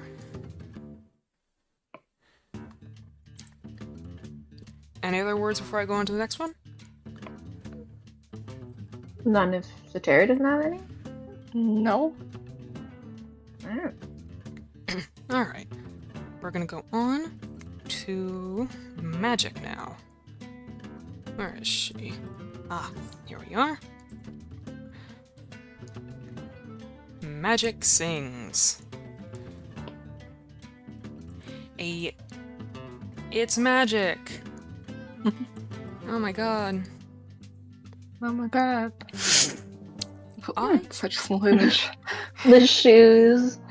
Yeah, the shoes are a bit I can strange. see the pixels. You can see the pixels, huh? No, just like for a second. Mm-hmm. It's like the surprisingly small image compared to the other ones. Oh yeah, same with Izzy's. Damn. Alright. So, I think that this design is like solid B tier.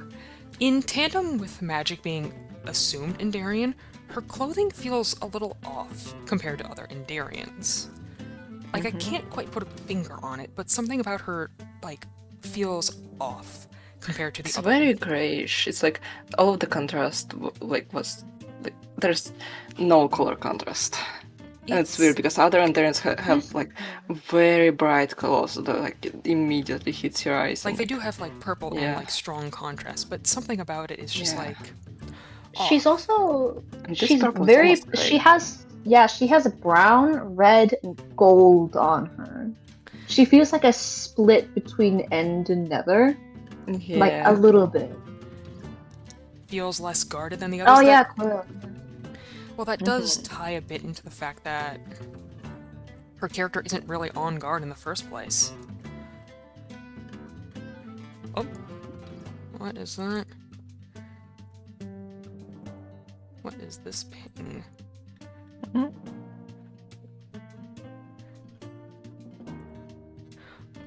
Oh, big thing in the chat. Oh. Magic's design comes off very childish, kind of works. Her color palette being more celestial connects her to the void in a way that's fun and actually recognizable. Her design comes off very bubbly with the poofiness of the ends of the sleeves and buns of the shell, so has a long flowy cape of old children's shows. It happens. I think that, like, it's a good B tier because, in tandem with all that, Magic's amnesia goes hand in hand with her childish behavior, lacking past experiences to inform her present, leading her to follow people. Her whole outfit is also reflecting this, wearing her hair in high twin buns, wearing high tops like shoes, something associated with youth and teenhood. Her clothes also feel almost typical of Endarians. Like, there's something off, yet it feels typical in like a... like, this is exactly what an Endarian should look like, and that feels weird. It's a little alien, I've monkey see, monkey do, but monkey does not understand. Yeah. Like, it feels like her character is just mimicking, which has to do with the fact that Magic isn't technically a person? The character of Magic is... we don't even really know. Her character has some kind of tie to the Void that's never really explained, and her character gets cut off before we get to see much of her, because she left early, and then she was going to come back, and then she ducked out the last minute before Season 3 started. And like, her weapon also stands out because, again, not a lot of Endarians have weapons. So Magic having a weapon is a bit weird. It's also a big weapon. It's as tall as her. Like, if you look at the weapon next to her body, it is as big as her. She looks stereotypically Endarian, what people imagine them to be without seeing any of the actual people. Yeah. Like with the little cape with all this, like, purple, this dusty purple. And she just looks typical. In a way that's like, like, almost uncanny. I mean, if she's not actually really a person, that would play into that, of like, she's almost normal. Yeah. But there's something a little off. I wish we had gotten to understand more of the character, because, like, without much to go off of the character, without anything else to go off, I would say it's B tier, because there's just nothing else told about her. All we know is that, yeah, she was a fake Endarian, but we don't know what her purpose was, what she was supposed to do in the plot. Like, what was her purpose in the village? Why, in the end of Season 1, did Kyle just drop this Endarian on the village?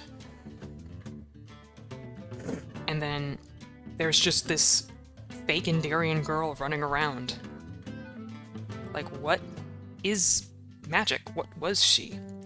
What was her relevance? Why is it that when she's hit with the diffuser, she gets yeeted into the void? Magic was intriguing. I wish we got to see more of her. I wish we got to know more of her, but at the same time, the problem is, Season 3 was already so...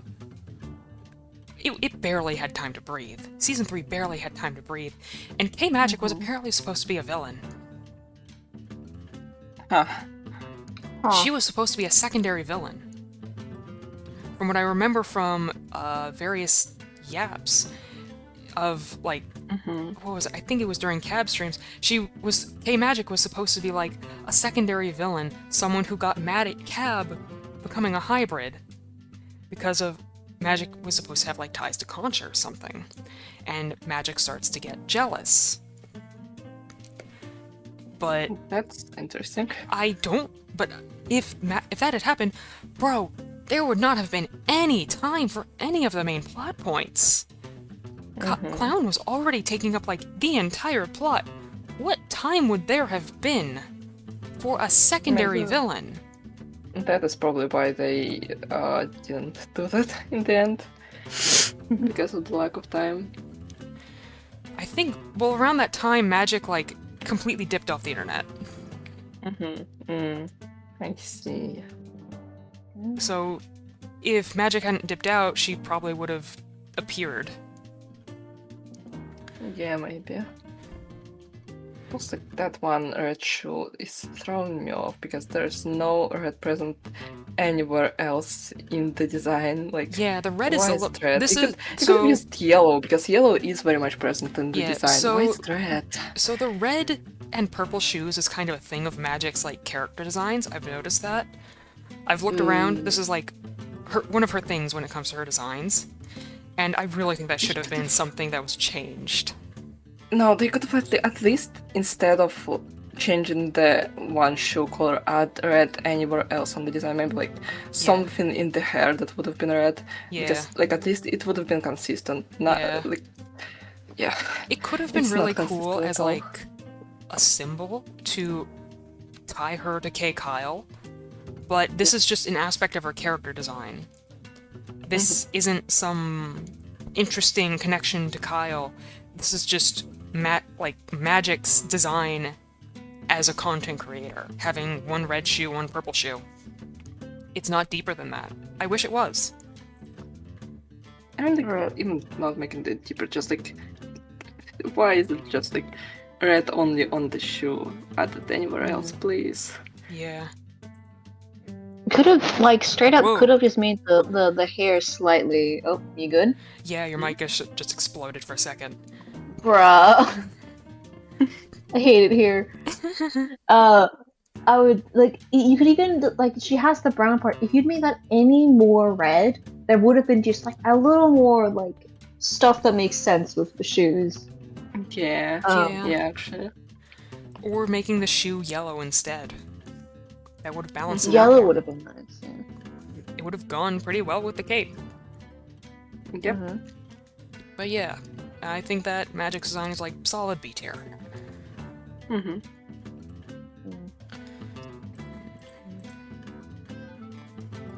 Alright, who is next in my lineup? Buck. Hey guys, guess what time Is it him? it is? Is it him? It's this Is it him? motherfucker. It's that white boy I hate. It's that tempted to white almost- boy I yeah. hate. I'm tempted to almost at Chaos because I know Chaos said to at him so we could get the Dude, thing. you can do that. You should do that.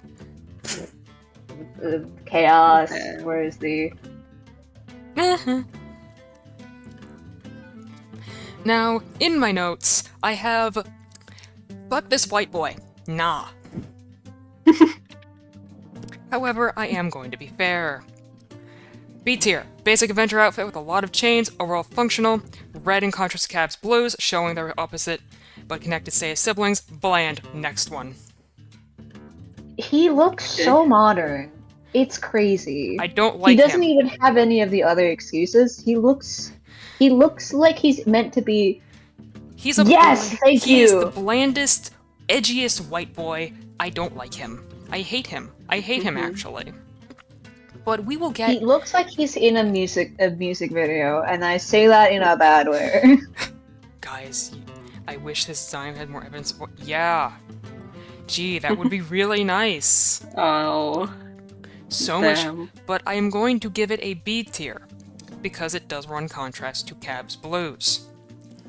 I will give it that. I will not give it anything else.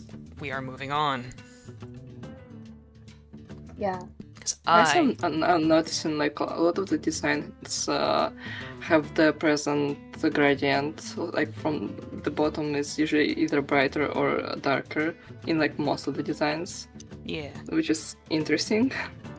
Yeah, I Like think that was I think it's like an artist's signature thing to I think do. it's no, I think I'm it's just guessing. like a stylistic choice. Yeah. Alright, next up, Ash. See, this is one of the character designs that if Kaboodle SMP were a fandom that was still alive, I would be murdered over my opinion. This guy. Yeah. I definitely So- don't know one person that is insane about this guy. There's definitely not a person on the fuck KSMP who mods for this guy. Damn. But as I was saying, anyway, so K-Ash Season 2. This is a D tier. This is a D tier. Ooh. In Ooh. any other server, this outfit would be a solid A tier design.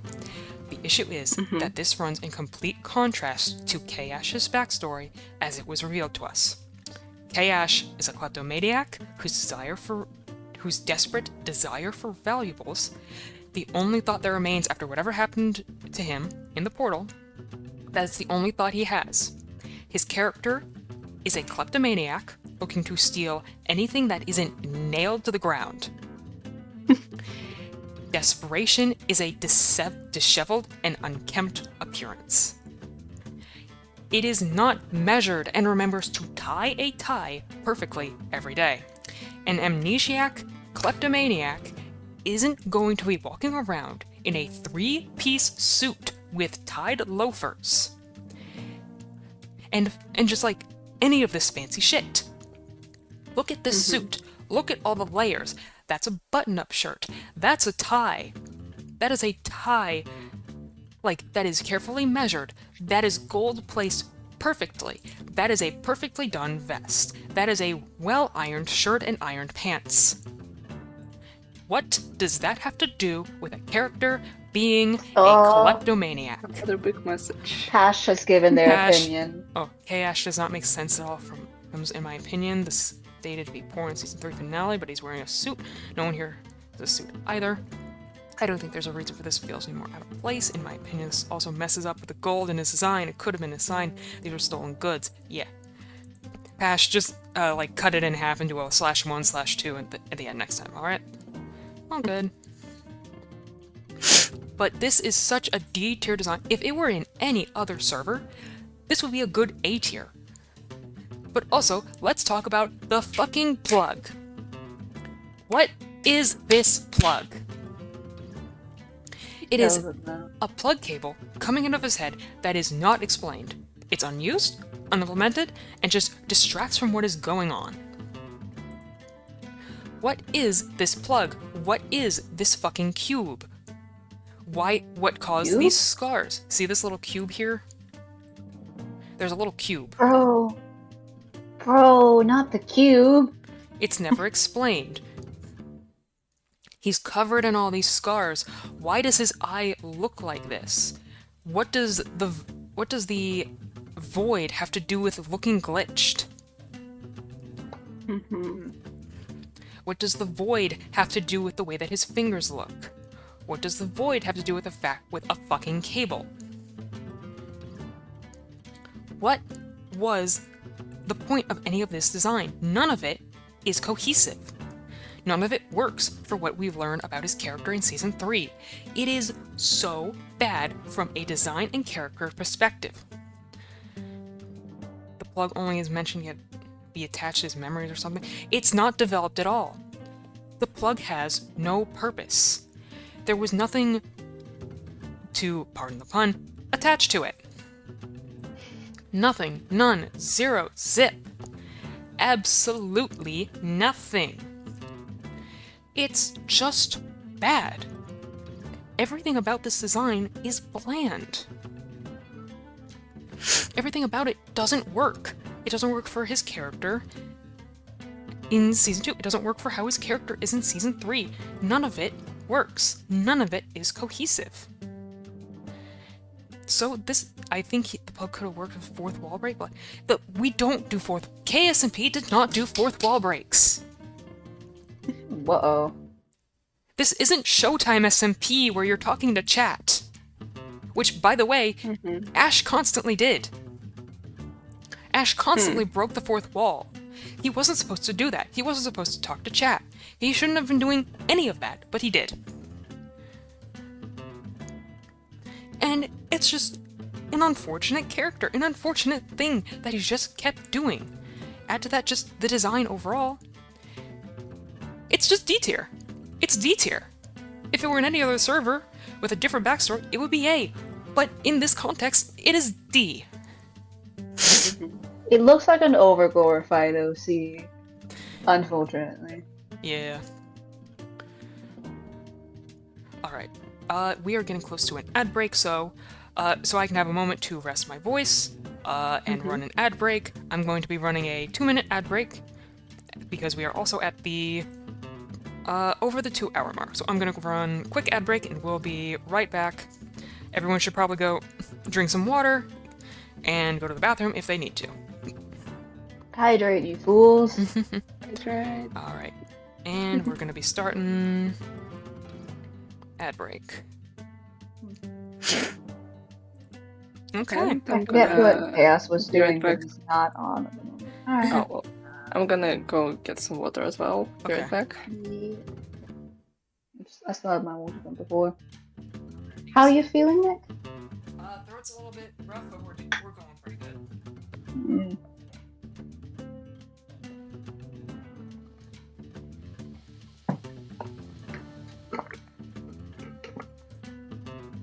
Hopefully we'll get that.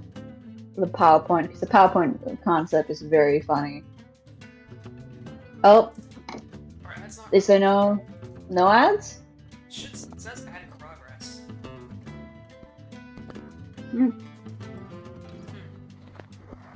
I mean, I'm also not getting ads. But who Weird. knows? It says add in progress. Well, we'll just continue after. Once the timer goes out.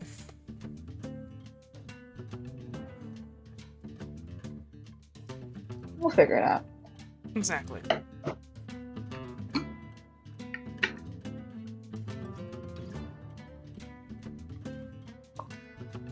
I'm back. Hello. Hi. Welcome back. Hi. How's it? Hello. As I was walking through the corridor, I stumbled on 2 of my cats. Oh no. Babies. Just- The babies. because it was really dark there, and like I first like almost got into one of the cats, then I kept walking forward, and there was the other one. Damn. My god. Little babies, little babies, little Little babies, babies, little babes. Baby Little babies. Still in the babies. corridor, I think. Black. Small. Okay. Small guys. Alright, looks like ad break should be over. Hopefully So- more. I guess we're gonna be continuing then. Mm-hmm. Let's see who's next in my dock. Next is Zam. It is a little sad that it seemed Oh. like all of the season 2 designs were inherently like there's a lot worse designs in season Mhm. 1. Yeah, it feels like there just wasn't like cohesion in a lot of it. Most of It them, like, became a lot more individual. they became more modern as it seems. Like there's less medieval stuff in them, which is weird in a way. Yeah, for a series that feels innately fantasy, it definitely was like something that should have been like done a bit better. Mm-hmm. So, This guy. Zam, it's Zam. This design is frankly a very solid A tier in my opinion. It's a very interesting divergence from Netherians up to this point. The first really non-human in vibe type of character.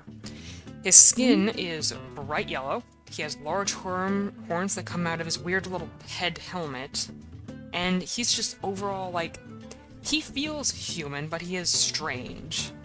And that's like the first time we're seeing this out of the Nether. Zam is the king of a commune, his crown making that apparent, as well as a fair amount of decorative gold jewelry. His clothes are formal, a divergent from other Netherians. It also reflects his confidence and skills. Zam is a highly competent fighter and states such during Season 2. He doesn't need armor when he's very efficient as a fighter and kills before his enemies can even get to him. It's also interesting that this is one of the first cases of purple in Netherians, but we never see, like, them wearing blue. Any blue that is present on a Netherian is from either warped wood or from diamonds.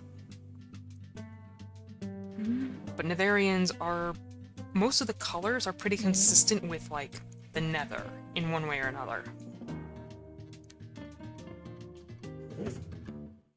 The first time I saw him, I wouldn't have said Netherian. I would have said he's from the end, honestly, because of the colors and like his outfit as well.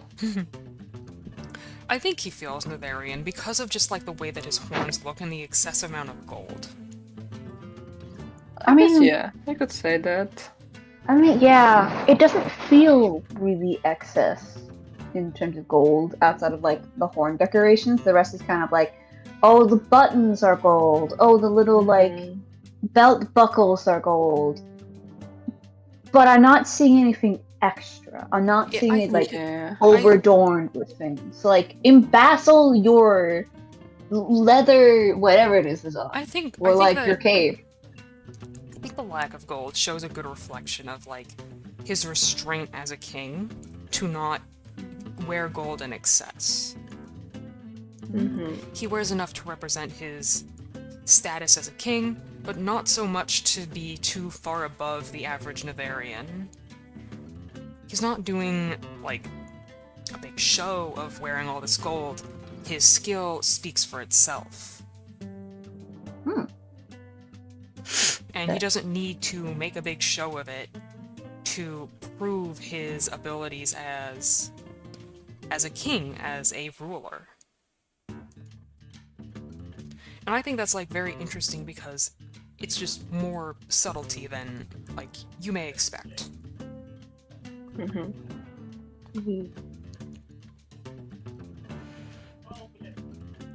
I do wish we got to see, like, more of him, but Zam left early in the end of Season 2, and his character got killed off. Oh. Yeah. Yep, Kyle killed him. God damn it. Always this white boy. Okay. It's always that fucking white boy. Also, remember, chat. 10 subs, and you'll get the Kyle PowerPoint. Maybe not it's a today, crash but out. at some point. The crash out PowerPoint. The crash out PowerPoint. The crash outs of crash outs. No way, the crash out PowerPoint. His mask is weird, like...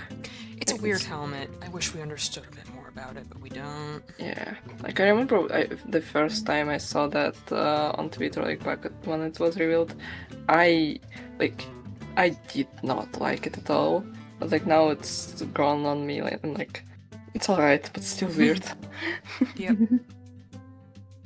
Next up is Linku, this funky little guy, this little creature. Oh. He is the other scholar, in contrast to Maddie, who is our first scholar. And let's see, on my notes, I say he is a solid A tier. The second scholar and Maddie's equal.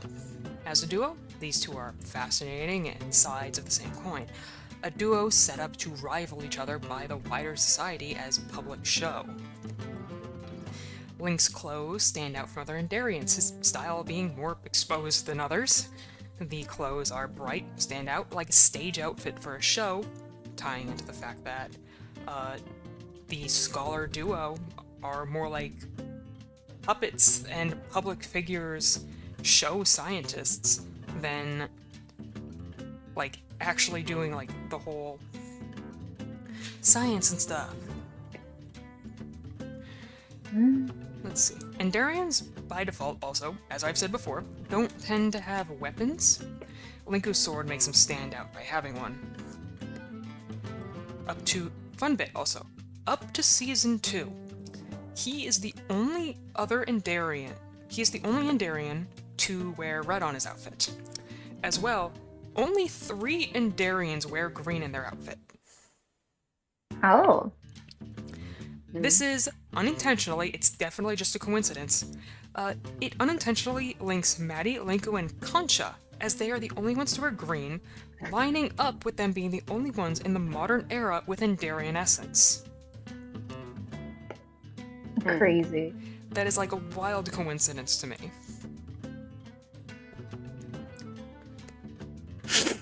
I like his, like, silly, overconfident look. It's a interesting contrast to Maddie's, like, slow stressing out. Like, he's stressed out, Maddie's stressed out. They are two sides of the same coin. They're like a pair of siblings, and they grew up as like people on opposite sides of a house. Because that was just how the end, like, had these two set up to contrast each other from a young age. It's just like a very interesting design. It's neat. I do like it because it's so different in a good way from like other Endarians. Because that ties into like the showing part. Like the showman part of like this character. It is nice. I like how it almost like the coat kind of mimics, I forget her name, but the other scholars like dress Maddie. as well. Yeah, Maddie. Like he's very extra and looks entirely ready to like almost. It looks like he versus Maddie. That was her name, right? Yes. Yeah. Like he's embracing that like performer part of it. And he is a smart character. It's just that part of like it's like a Hunger Games-esque kind of thing. Oh shit, They're okay. set up to rival each other. And like I like that about the design. It's interesting, it's cool. It stands out in like a good way among Endarians. Like lots of gold, spot of green, and like the first character to really be wearing like red. Damn, despite the fact that like I'm taking it like pretty slow, my computer's like kind of struggling, so I'm gonna, for the time being, I'm just gonna close my browser just so it's not tanking my CPU. I'm gonna set a timer just so I don't forget about when the ad break eventually starts to boot up.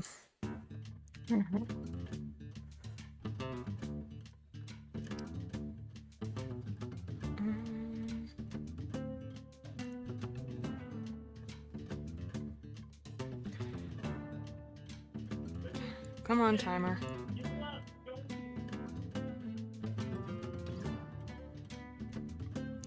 Alright. But, any thoughts, you two, on Linku? I think I've stated mine. Seth, do you have any? Not really. Yeah. Yeah, I like his sword, too. It's cool. It's a pretty neat sword. Funny little man.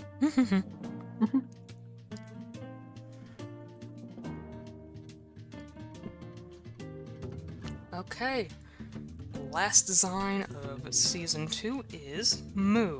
Where is she in here?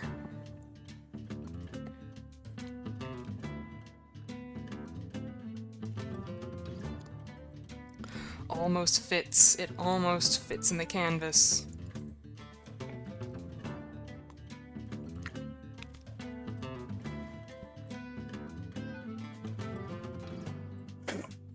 Okay, let's see. Alright, so I put this design as a pretty good A-tier design. It is a very disarming and charming character design. This feigning to the audience what is to come later for Moo's character. Moo's clothes reflect this era that is like long gone, comparably strange and old in feeling. Her attire feels like something you might find in diagrams or in a museum by comparison to like other characters. It gives little away on purpose, keeping the audience from thinking Moo is anything but what she claims and appears to be. You can also notice a lot of scarring with unknown origin. Like, you can see on this character, like, there's all sorts of, like, little scars, all, like, these little details and stuff. And if you look at her eyes, they are weird looking. Like, there is something kind of spooky about the way that her eyes look.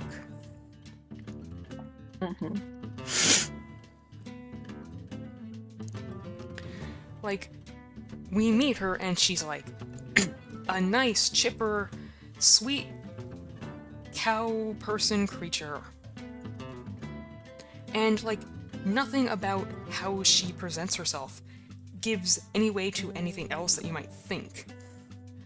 from in season 1 were kind of given this implication that the reason she looks like a cow is because of like a witch. We get the first hints of like a witch being involved in her story. And it's interesting because we start to think, oh, witches, all witches are bad. But as we come to find out in season 3, it wasn't as easy as that. And that's something that's very interesting about the concept as it goes on. As we learn more about, like, the past that Moo lived in and what she came from. I will elaborate more on Moo's, like, design, because it's more relevant in season 3 than it is in season 2.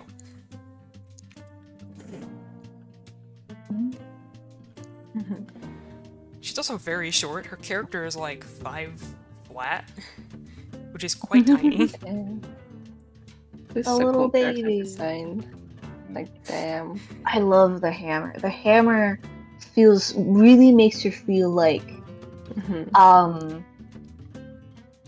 distant from the others because it's not finely crafted. It is just wood.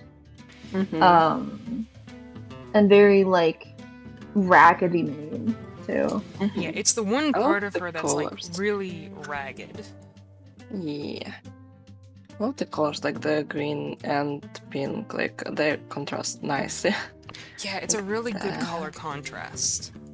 Yeah, like usually with most of the designs, as we can see, they're like opposite colors, like with the Linkus, Reds and those, like, greens, purples and yellows. purples and like yeah, all of those, and they're usually on the same amount of contrast and brightness, which is like throwing me off a bit to be honest. Like, but it is consistent, so it's alright. But like in her case, like the green is brighter than the pink, because pink is very very bright. Pink is just basically a bright red color, Yeah. and like damn, it's a nice change among the other characters, Yeah, because like they usually they're around the same contrast and the brightness with the colors, and this one is just like nice. It is. It's a Like, very, very nice yeah. design in terms of like its contrast. It works very Yeah. well. It doesn't give much away about her, and it leaves the audience to believe in the storytelling what Moo says. Because what Moo says is what we kind of have to believe about her. We don't know anything else about her past. We don't know anything about, like, who she is as a person, on and on and on. So what we know is, like, what she tells. And it becomes very interesting as her season 3 character is slowly revealed to us. But yeah, season 2 Moo, very solid A tier, and I really appreciate, like, the amount of distraction that was put into the character.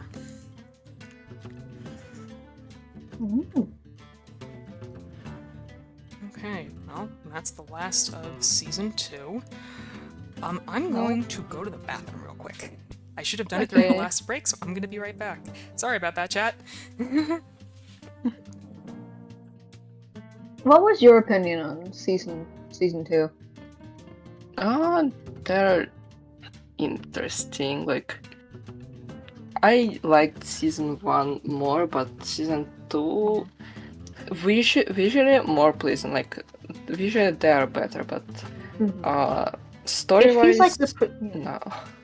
it feels like the production value became higher, but the care like kind of fell away. Like everything is pretty and nice, but it's where in almost all of the characters in season 1 outside of 2, which we know, they were all very grounded into their story, and then as the next seasons come, outside of like the main character who has to be like grounded into this, main character, quote unquote, caboodle, the others are kind of just messing around. they're just doing their own thing, and it doesn't feel part of the same story. Mm-hmm.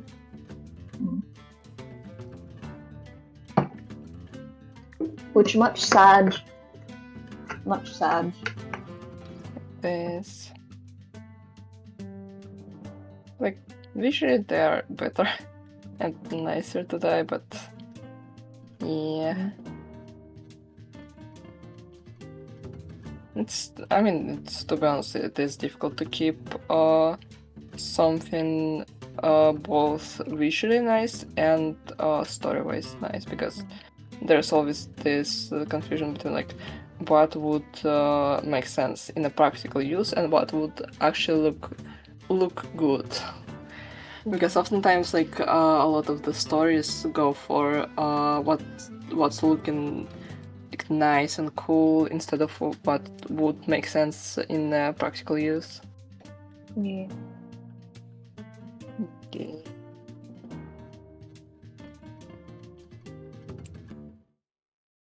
Also, when like you have such a very specific, as I don't really, I have not watched it, so I don't actually know how like grounded this gonna aesthetic is. Same, I only watched the last season. I don't know how Only grounded the first aesthetic maybe. is, but from Nick says it seems very heavy on the this is fantasy, about Yeah. outright saying it's fantasy, and the fact that they're not really pinpointing it and being like this is fantasy, and the designs have to feel fantasy. The fact they're not really Mhm. grabbing that and going, you're in this space, and then you can play around in this playground. Don't go to the other one. You stay in the you stay in the sand pit. You're not going for the swings, and everyone just goes for the swings because they've not been set that rule. It's Yeah. inconsistent. It's funky.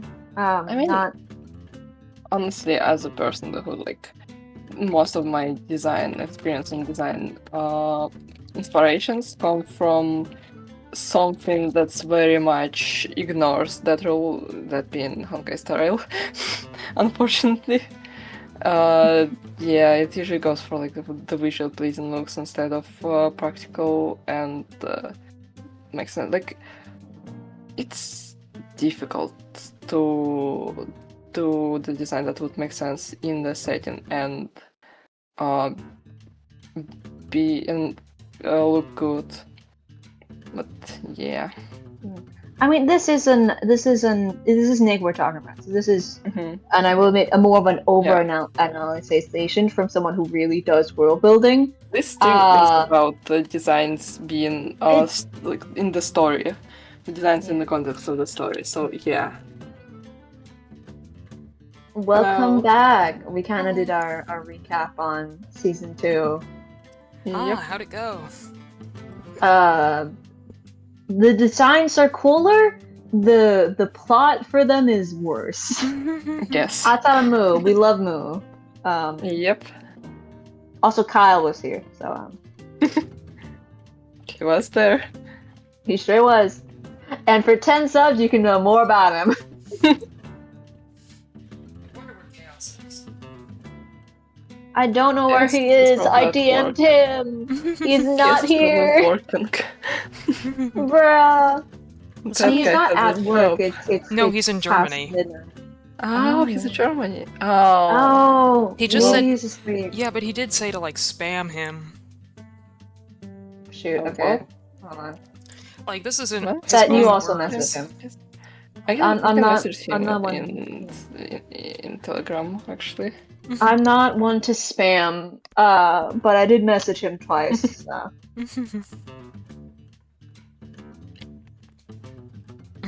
I've done my work. For now. Yep.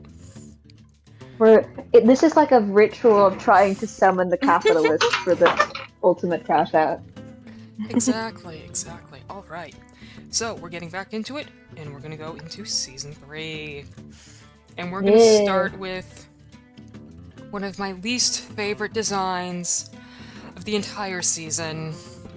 Oh boy. My least favorite design of season. Oh, one wait, of my I know. least favorite designs. I of have season heard 3. this. I have heard this rant. Oh, There we go. okay, I There know she now. is. Oh, yeah. Girl. Guys, chat, That is a drastic change. chat. I hate season 3 Cab. Guys, I hate season 3 Cab. And it's like one Guys. specific reason too, isn't it? It's mostly the fucking sleeves. Yeah. What are these fuck-ass sleeves, chat? What are these sleeves? Alright, I'm gonna get my... Oh, hang on.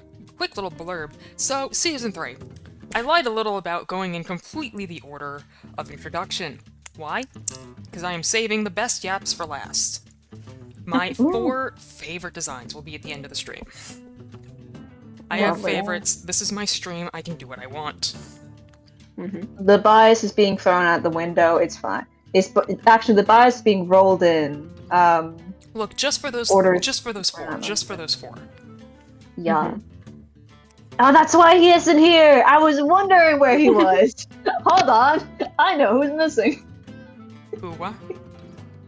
I know at least one guy who's missing. I'm clocking it immediately.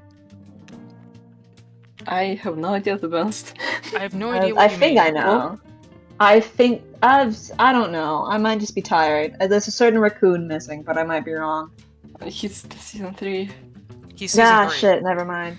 Alright, I He didn't just know. starts- Listen, I haven't watched this show. I just know the yapping. I know the raccoon. That's it. The raccoon guy, no way. Look, all Beck knows is that I have yapped at excessive length about K Concha. Yeah. That is And so even more fair. so, some other guys related to him. But that's not for now. But anyway, Returning to the fuck-ass sleeves. God, hey guys, this is such a D tier design. Guys, Season 3 Cab is D. This outfit is completely incoherent against every other overworld character in the series, in the same way Katie's was. Too modern against the fantasy kind of setting that the series is in. In a story established in modern time, this design would be great, but the design is jarring in a presumed by default fantasy world to a pre-modern setting. Her shoes are modern fucking high tops. That is something that if you're gonna see it anywhere, it's on Endarians. Because their society is canonically modern. They have TVs, radios. These fucking high tops. This modern style of cropped sleeveless hoodie. It's so terrible in contrast to all the other overworld characters. He looks like a hip hop dancer. It does. She just looks like a hip hop dancer or a starting out rapper. Like some sort of like a white girl trying to get into the rapping scene. Oh my god.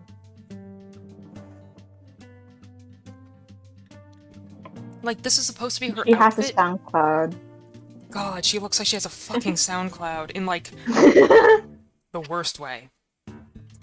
The sheer material of the sleeves makes no goddamn sense. Cab has a known skill level in sewing in the world building.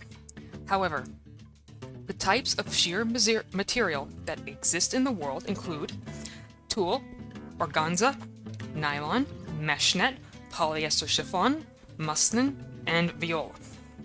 Sheer can be made from cotton, nylon, polyester, and silk. But making any kind of sheer material takes specialized tools and very fine techniques and very thin thread. This world is clearly not within the industrial age, thus mass production or knowledge of sheer material for use is not feasible. It makes sense. Or synthetic materials. Yeah. Nylon's a synthetic fiber. It makes sense for sheer to exist in the end. The end is modern, they're gonna have modern techniques. It makes sense for sheer fabric to exist in the end. But for a common overworld girl, it does not.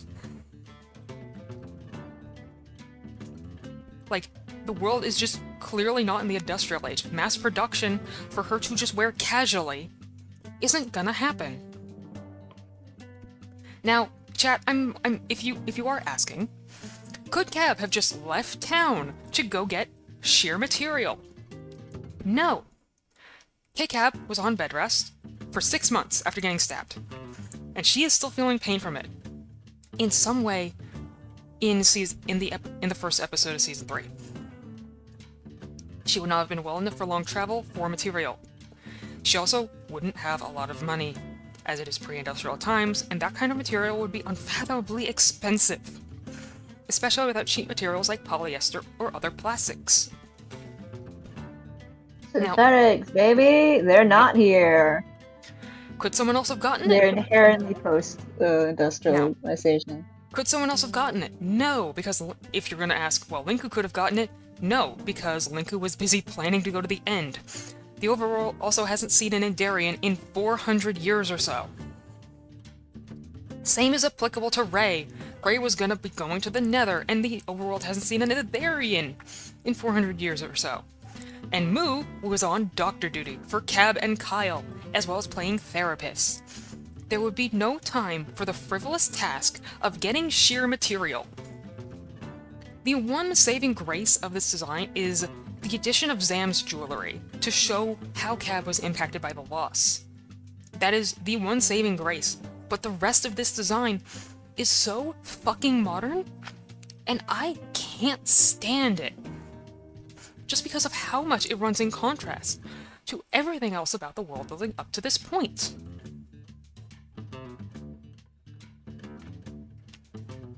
Either of you have anything you'd like to say? Why the chain on her neck? That's supposed to be Zam's jewelry. Huh. When Zam got... Sure. I know, right. Like when Sam got... It just makes her even more like a rapper. Make sure. Okay. Yeah. She looks like a SoundCloud rapper. Yeah. I mean, I like the fact that like the sticks are still in her like hair. And the scars I are guess. still there. It's nice. Like Oh, the fact that the crop. This is so modern. Yeah. Also, wait, Yeah. hold on a minute. Her nails are they have nail Painted. polish on them. Painted. They're painted. What the hell? Girl, you don't have access to that kind of... What physical ass paint did you grab just to paint your nails? Also, they're long. What the hell? Yeah, warriors and people doing that kind of like physical labor wouldn't be wearing this kind of material. Like, also, I hate this sash belt. I hate the fucking sash belt. I don't like the sash belt.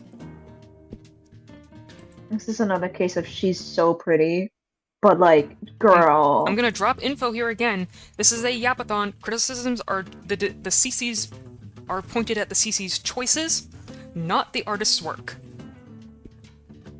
This is a criticism of whatever choices Cab decided to do for her character design in Season 3. Because it is so inconsistent against every other character design for the overworld. It is the same issue I have with Katie's.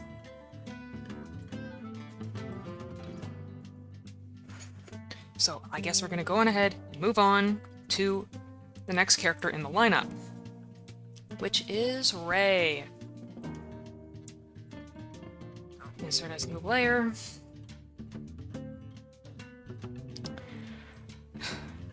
So, it's a C tier. I think that this design is C tier because the biggest flaw with Rey in Season 3 is that now we have Katie to compare her to.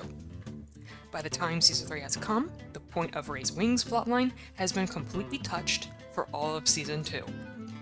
When Katie is in the picture, the audience can see the size possibility for wings on Netherians. With retrospect, Rey's design choices do not account for her wings is a pointed flaw. Where Katie is almost an adult, 17 at the time, and Rey is an adult, 20, Katie's wings are likely an approximate size to compare Rey's wings to.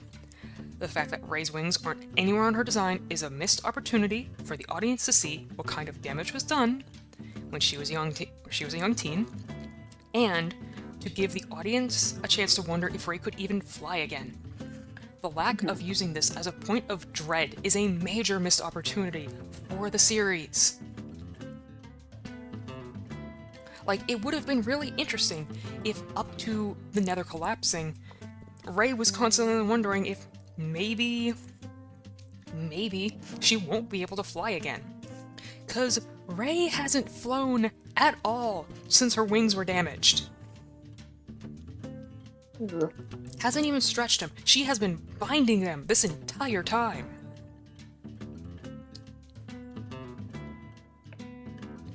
And it is a pointed flaw at this point.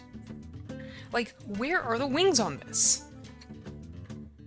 Where do you... The fact that like it's very clear, like in all of the outside of little bandages on the season 1, you can't tell she has wings. Yeah. You can't tell. Those are You can bound- see her ribs. There is no bandages. Where is her wings? Like, Yeah. you can't find them on here. Like, there are no wings. This isn't a character Bro, with would you wings. lose your wings? Like, if she couldn't fly before, she's not going to be able to fly now. They're not there. And it's like such a missed opportunity. It could have been a really cool character point. Like, you know, but the thing is, Rey was tucking her wings for years. These are whole bone structures. There is no way she would be able to fly ever again. Constant binding leads to consequences. And that's a big thing with, like, chest binding and stuff. You have Yeah. to unbind at some point. Otherwise, you're gonna end up with, say, rib fractures, or rib problems, or breathing issues. And the fact that this is Don't be a pug. Don't be like a grown modern ass pug who cannot breathe. Yeah. But it's such, like, a thing that could have been so interesting for a character, but it's just not used. And As a person who has winged characters and do forget to draw them, like that makes sense, but girl, you have to draw them one time. This is like more of a criticism of Rey's choices for this design. Because, Yeah. like, you can't even hide them on this. Where do you hide them? In the secret, the power of friendship, maybe. Like, they're not even going to be able to be Probably. hidden in that hair. Like, you couldn't even hide them in that much hair.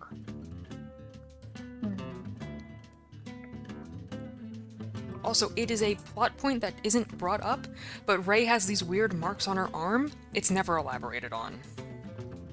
No. Bruh. Be that because the series didn't have enough time to breathe, or it just was forgotten. It's just never brought up again outside of the first episode.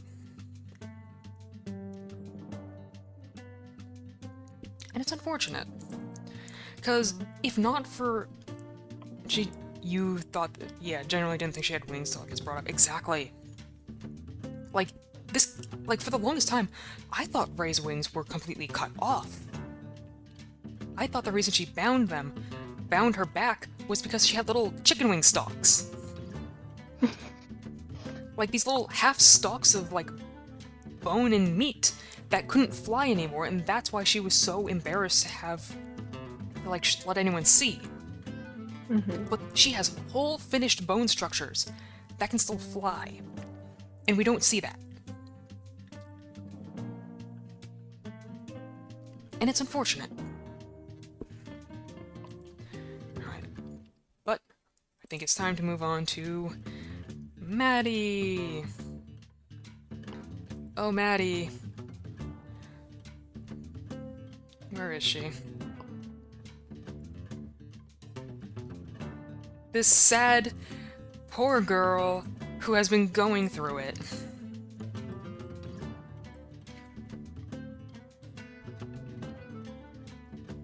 This girl has Oh. been in trenches.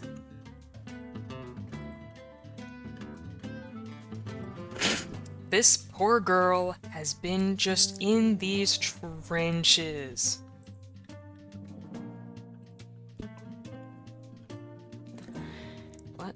Oop, wrong thing. No, I didn't mean to open up Chrome. Uh-oh. Oh god.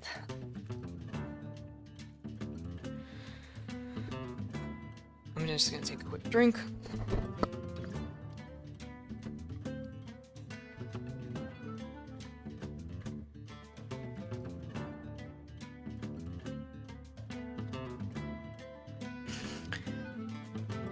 Season 3 Maddie. It is a S-tier design. Like, desaturation is the name of the game of this design, and Maddie Season 3 amazingly reflects her mental state and foreshadows what is to come. Maddie's knees are bruised, the purple shows... You alive? Ah, It ended. there it goes. Oh, wait, hold on. Are we here? We're back. Oh my god. Can people see? Can people hear? Are we perceived? Hello? I can see and I can hear Hello? the same. Let's go. Are we I back? think if people should see and hear now. Hey guys, I think the stream died for a second. Stream dead. Oh, I think it's an entire different stream. The timer is gone. It's They say. fine. Yeah. It's fine. It happens, to be honest. It's alright. As long as we're going right on, I can just stitch these together later. That's how Twitch sometimes does stuff, to be honest. Like, Yeah, sorry about happens. that. My KBS just kind of died for a moment. oh. Or the... Yeah. Yeah, now we're at 0% frame drops. Yeah, something just died out. But we're good. We're good. We're fine. We are okay. Everyone here, everyone? All is well in the world.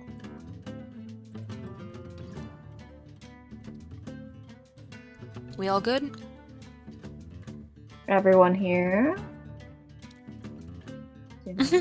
Well, definitely a reset, because I just got bricked again. Ow. Lama.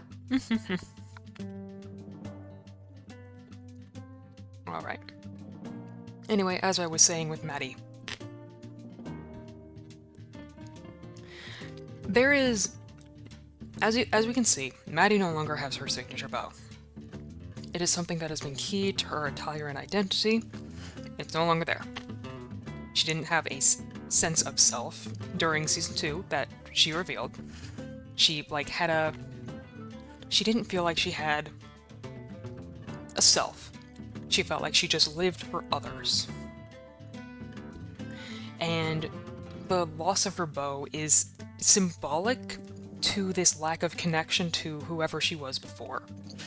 This stemming from the fact that she killed Ivo in the Season 2 finale, and that guilt ever since has been swallowing her. Ooh. The desaturation also hints to her eventual loss of memory. The removal of her essence and faction, Maddie fades to whites and grays, the end point of desaturating any colors. She eventually is left a blank slate without the weight of her life on her shoulders. Maddie gets to go on her life unburdened. No memories to keep her anymore, nothing weighing her down. And this design, does really good to foreshadow that part of her character. That eventually, she desaturates and eventually fades to white. She's no longer Maddie, she's Maddie Milkberry, the Endarian scholar. She's just Maddie, a completely new person, out in the world, and just living a life without the burdens of the life before her.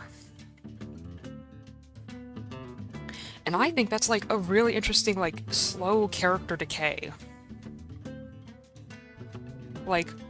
Her decay is a slow emotional decay. From trying to be a good big sister and failing at every single point she tries to be a sibling. She fails her own sister Artemis. She fails Cab. She fails Linku as, a brother and sister figure. And she just keeps losing this sense of self her only idea of herself is to take care of others, and she keeps failing that. So, as her last act, she finally just gives one last act of giving to everyone else, and she is free to no longer be the person who has to deal with that. And I think that's really interesting and sad for her character. It's why it's such like an S-tier design. It foreshadows so much. Like, everyone in that part of her finale was expecting Maddie to die, but it's almost worse, because Maddie doesn't die, but the person who she was, all her memories are gone. All that's left is an empty shell that gets to walk around anew. And that is, like, so fascinating as a story.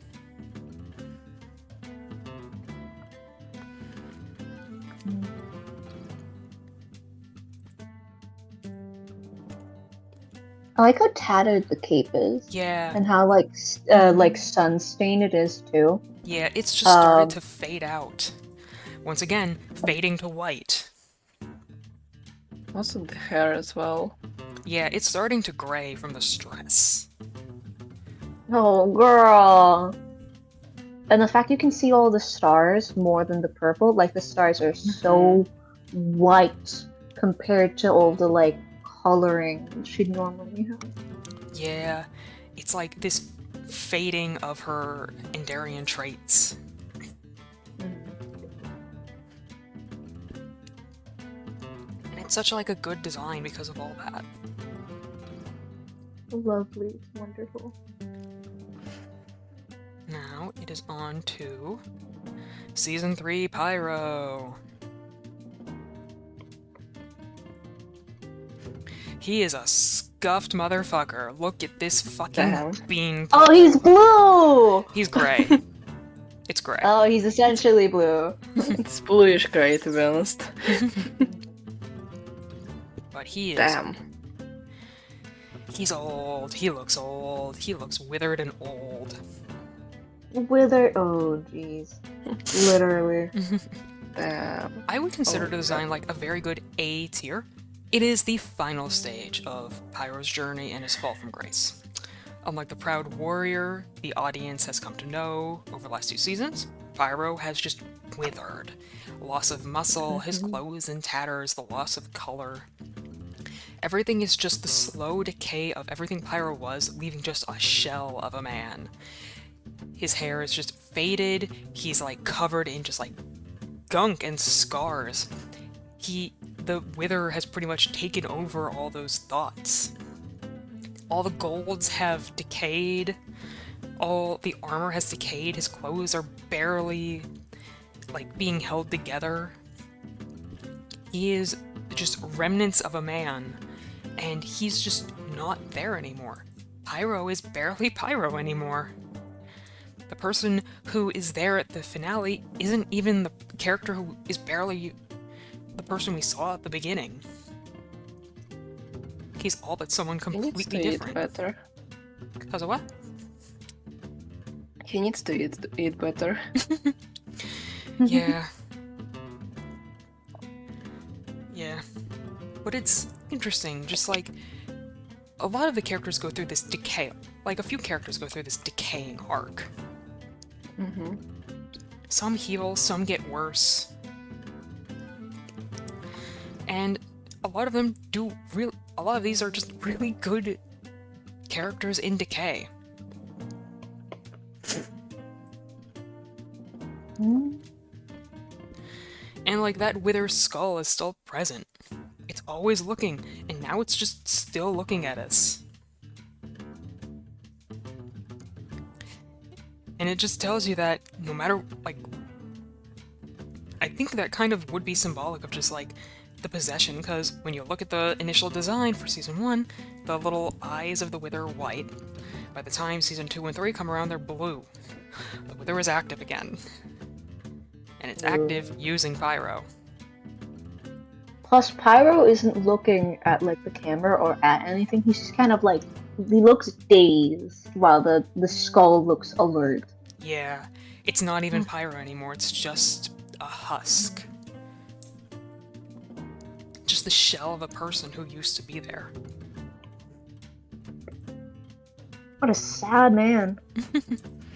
Yeah.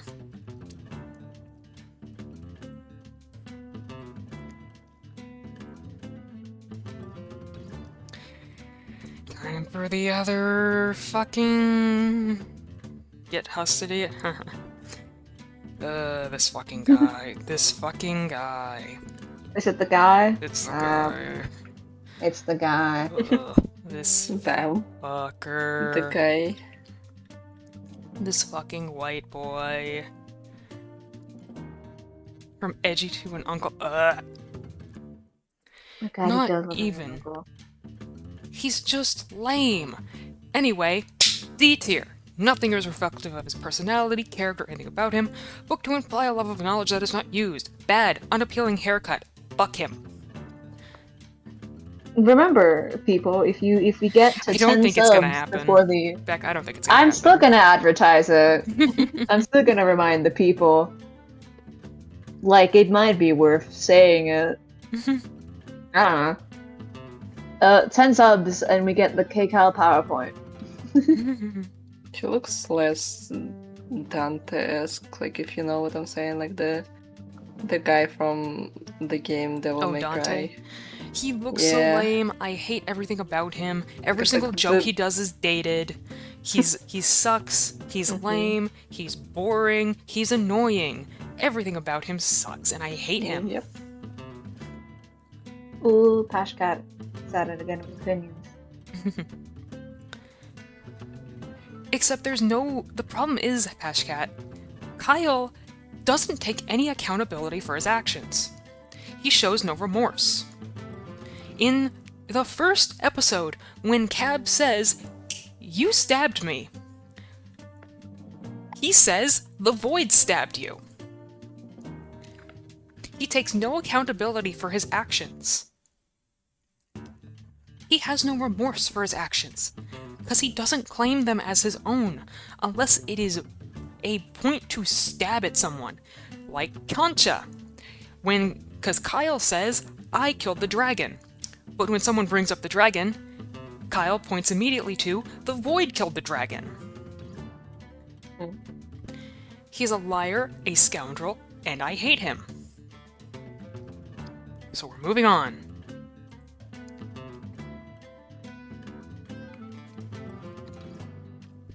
Who's next? Ash. Guys, it's time for K-Ash Season 3. You do not sound excited. Sorry. Goopy. No, you're fine. Alright, where is the notes? Okay. It's a B tier. It is a major upgrade in design-based storytelling. Ash now looks as disheveled as someone who's been thrown around between dimensions, lacking the means to upkeep appearances. His need for wealth and having kleptomaniac tendencies feels like something the character should do. This feels in character now. However, the plug has now been cut off, but it is still there. It is never explained. His high tops are weird. Where did he get those? He did not get those in the Nether. He did not get those in the goddamn Nether. Why does he have a gun? Why gun? Where would he even get a gun? I don't understand why he has a gun. I don't like it. Damn, is he the only one with the gun? Yep. Why? He doesn't even Huh? have it in season 3. It's like kind of a thing in season 2, and then never used in season 3. Mhm. It kind of power scales like the whole world in a way. Like It's a bad if power they scale. have guns, like why wouldn't they use it in combat? Yeah. Why would they still use swords and bows? Like just Yeah, it doesn't make sense. It's one of those things that's like, where did you get this? Where did this come I from? suppose that fits into the kleptomania part. Yeah, but where would he get that? just stole it from somewhere. I don't know, would have maybe a it's just gun. experiment. Some sort of like gunpowder attempt. He didn't. But that's He didn't do That's the me saying- experimenting. He was just Yeah. well, in the lab. Ash's season 3 design is definitely better than 2. It shows a pretty effective way that he isn't wealthy. Yeah. It doesn't show, you know, the wealth he's trying to gain. Damn. Sorry, Micah just walked over my microphone. Which cat is it? Which cat? Kuzia. Oh, Kaja. Kuzia. Kaja. Yep. And his I got other him now. ones, like other designs implies the origins. It's like nothing that implies he was a whole thing with theft, though. Give him like a bag or anything? Yeah. Oh yeah, true. Like That he should have would've had like been better, chunky to be honest. pockets and like a bag to go along with this kleptomania thing. But it's not there. Nothing ties into this. And it's just so... It's just wasted opportunities, if anything. Like, if you're going to have a character who has ties to Clown, you have to make it count. But they don't do anything with that tie. And nothing about him ties to Clown. His only plot point is... His only real plot point that I can remember is, like, pointing Clown away from the Nether Gem. But that's about it. Otherwise, he's just doing his kleptomaniac thing, stealing everything not nailed down.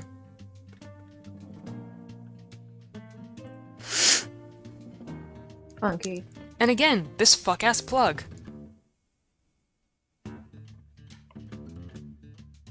Menace, man.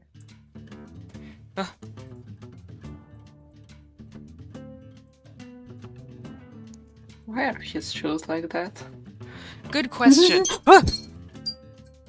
Sorry, my alarm went off. I completely forgot about it. Oh. Christ almighty, my heart. Oh my god, I'm so sorry if that scared you guys too. Oh my No, god. you're fine. He has, like, no relevance to the story. He feels like he's on a side quest. Yup. Yep. Yep. Okay, who is next? Oh, Blinku. Was the alarm not for the ad break? Or- It was. I mean, the stream but reset. the stream Alright, did yeah, reset. Stream gone. Yeah, Yeah. if an ad break starts, please tell me and I'll pause the yapping.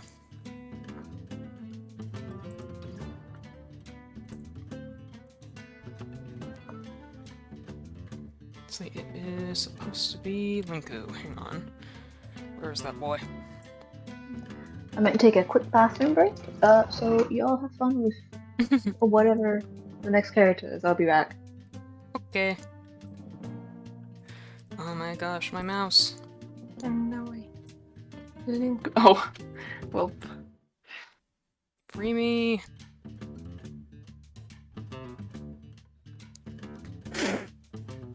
Okay.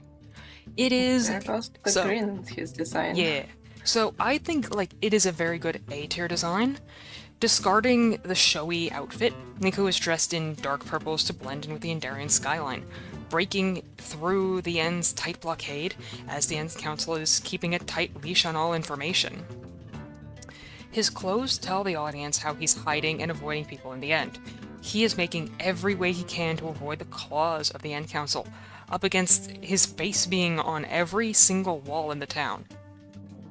Add to this, his shoes are much softer, good for sneaking when footsteps echo a lot in the End. It's a very cool character design, changing from, like, this showy scholar to someone on a mission and focusing about what he's doing, trying to do his job, find Maddie, because despite everything, never giving up on her. And in turn, willing to go back to the End, breaking through a blockade by the council just to get her back, just to try and find her, just to see her.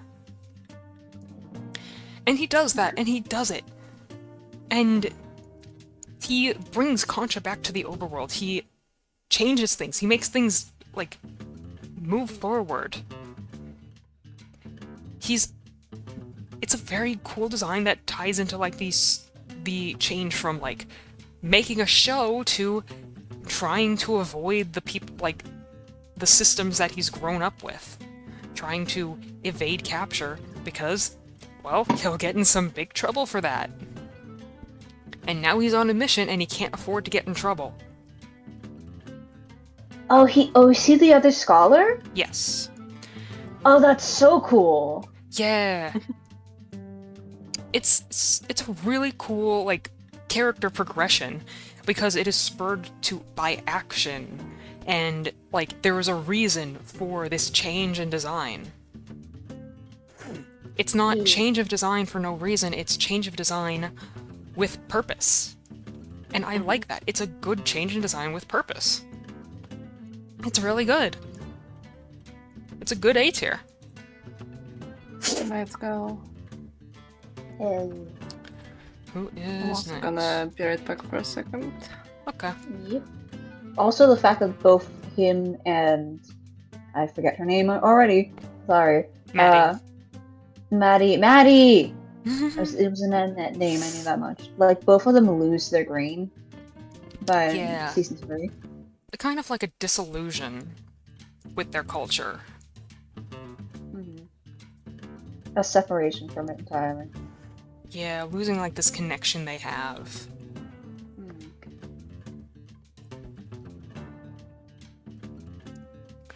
Alright, anyway, next character.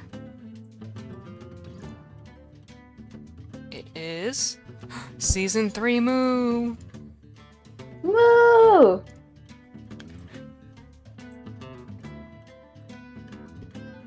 Oh. Sorry. I would say that Season 3 Moo is like a very, like, close to S tier. It's Moo! Whoa, it's Moo! But it is, I would consider it mostly A tier. Like, most of the clothes are largely the same with the update to the top piece. The style is very, kind of can be considered a mirror to the character of KSMP, where Moo is still dedicated to the old ways, only adapting to further her goals as a witch hunter and follower of the gods, considering her, like, the update in her clothing, in her top. Like, that is modern, and it is a pretty good symbol of, like, adjusting to the times to further her goals.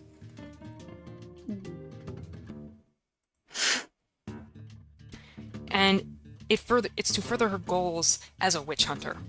It runs in parallel to Cersei's clothes that are in the same, that in contrast are where Moo's clothes are very clean still, Cersei's are worn down and trying to be the same person. Moo changes externally, but refuses to move on internally. Versus KSMP, who is the same internally, but eventually changes and moves on. And this is something that didn't get to be elaborated on much in the series itself. And I have a source for this. My source is Cersei Lives. So, while it is not stated in the series, but it is an intended design of Moo. The lines on Moo's pants are rings that mimic, you know, like tree rings. You can kind of see like the way that it like mimics rings of a tree. But for every ring, it represents 10 witches that Moo killed. Oh. Oh. Oh, girl. Moo is not a remorseful person. She killed witches. Intentionally. That was her job. She was a witch hunter. And every one of those rings represents 10 overworld witches she killed. Jesus. And if we count the rings, that's about 1, 2, 3, 4, 5, 6, 7, 8, 9, 10, 11, 12, At least 100. 13, 14, 15, 16. At Damn. least 160 dead witches. 1/6. Jesus. And that's a hammer. 16, 18, close enough. That's almost 200. Yeah. But she killed them. Her eyes going blank is also like, that's Scary. so creepy. Mhm. But think about it also. Like, here's the thing. Moo's character used to be like a minotaur. Oh. Her character used to be a terrifying minotaur.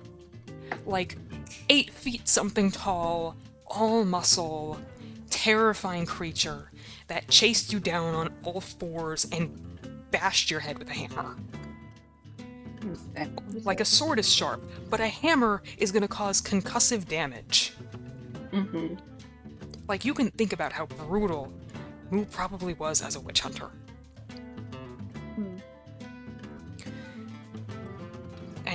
And the reason why Moo is now this tiny, fluffy, cute little thing is because of K-Cersei.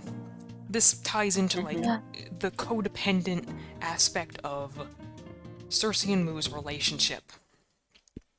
Moo, like, Cersei is desperate for this connection, to be loved and cared for, while Moo is, like, hesitating. Always, like, hesitating, but wanting to get the job done. And it's interesting, it's complicated. I wish we had gotten to see, like, these details, but we didn't. But their relationship is such a fascinating thing. Especially when you think about the fact, like, Moo used to be quite scary. And every one of those rings is 10 people dead. Damn. This is a terrifying character. She looks like she would still be menacing too. Like she's She cute, is. Her, but yeah, her I would not want intentions- to see if- this thing chasing me down. Yeah. Like, the thing is, if Moo had the reason, like, there was times during Season 3 where Moo was just talking to herself and plotting how to murder the whole village. Like, if things didn't go right, she was just gonna kill everyone and start over. Crazy. Terrifying.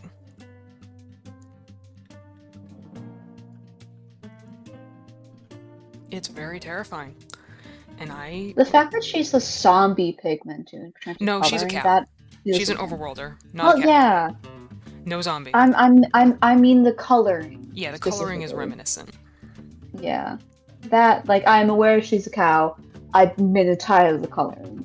That it's so reminiscent of, like, the zombie hoglins, Yeah. which are terrifying creatures that have arrived into unknown territory and decayed over the time. Like, that's Yeah. symbolic. Feels like an interesting parallel.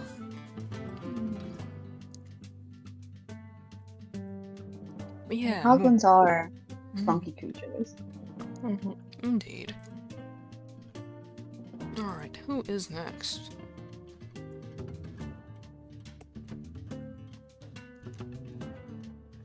Alright, next up is Sushi.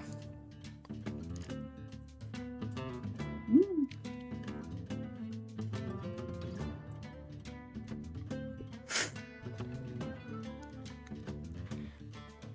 One of our 2 characters brought back through the power of necromancy. Oh, damn. K Sushi.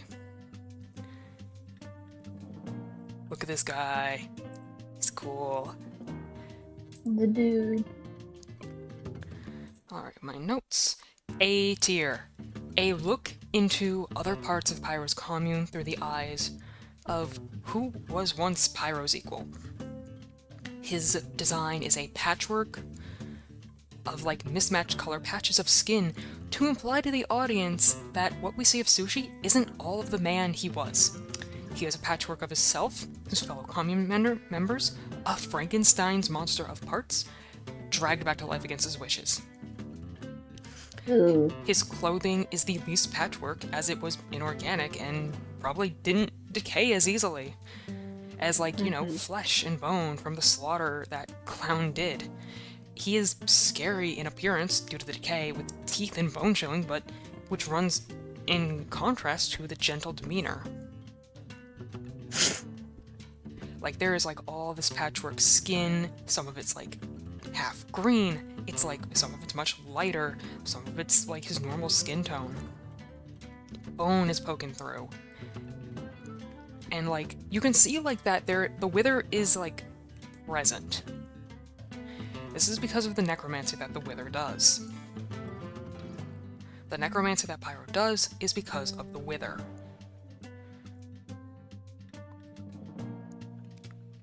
And you can see bits of the wither on Sushi's design. Since both Sushi and Nyrox were under the influence of the wither as long as it was present. Until the end of the Nether collapsing. Until that point, the wither is like still in their heads. Or at least it's still in Nyrox's head, even after its death. Sushi is free, but not Nyrox. Rip. It's very cool. Like, it's scary, but it's cool. It's a good contrast between, like, the gentle demeanor that Sushi has and the way that he looks. It is a cool contrast of character personality and, like, design. I like it a lot. He looks very cool, very interesting. He does, he is. I like that there's, like, bright yellow contrasting, like, the dark greens.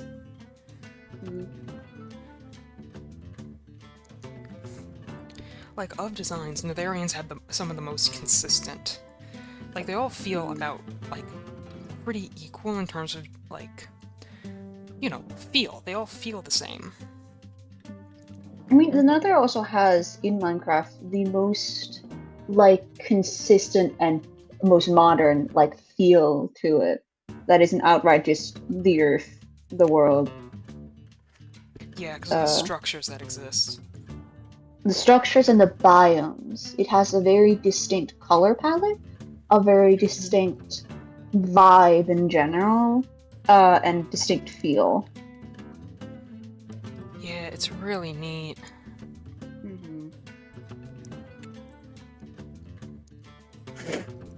Yeah, I really like Sushi. I think his design was real good.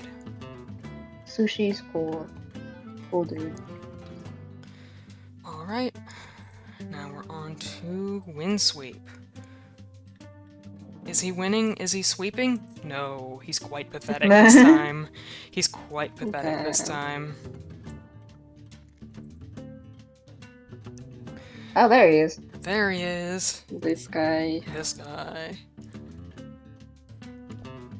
So, it's a pretty good A-tier design. It is a very good glimpse further into Clown's capacity for evil. This Windsweep is a man who barely has a self that is walking on eggshells around his abuser. The outfit is fitting of a general of an army, the only part of Windsweep that is upkept and kept clean. You can see that none of his actual clothes have any blood on them, but his pauldron and his sword are frequently covered in just blood. His sword and face are covered in old blood, seemingly the only thing he just can't wash off. The scars on his face that presumably he got from someone. Let's see, from someone he cared for before having to kill them. And the sword never being clean of blood from however many innocent lives Windsweep has taken on behalf of Clown. Also, this is one of the only characters who's wearing heels. He's serving. Pop-off king. Literally. Pop-off king. Pop-off king. The sword is large and very terrifying, made of some kind of purple crystal that is not native to the Nether, because this is not seen anywhere else. It probably came from Clown, given its strange color and nature, and it stands out among other Netherian weapons, because most Nether weapons are made of iron, steel, or just gold. The only standout being Ray, who has her scythe is made of diamond, and, you know, wood.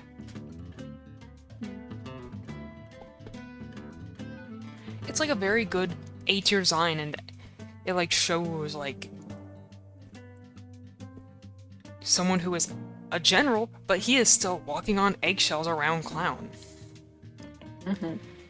Because Clown is hurting him in every possible way. Mhm. I think one thing that's also really interesting is the weapon. It's a sword, but it has spikes. This has become closer to like a dagger or like a pickaxe in the way that this is now half bludgeoning and like piercing Well- rather than just stab. Well, Beck, have you ever More heard? of a- Have you ever heard the Techno Blade quote? I'm gonna put a pickaxe through your teeth. Ah, yes. Yeah. It's more I of am a very familiar. brutal I saw type that of live. the- Dog, I am very familiar with that. Now Yeah, think about same. how brutal that is as a weapon. Yeah. You see what I mean? Pretty cool. Mhm. Yeah. Like the fact that becomes a more brutal, but also likely more difficult weapon to wield. Well, Mhm. there's a reason he's Clown's general. Mhm. Yeah. Alright. Now we are on to Artemis.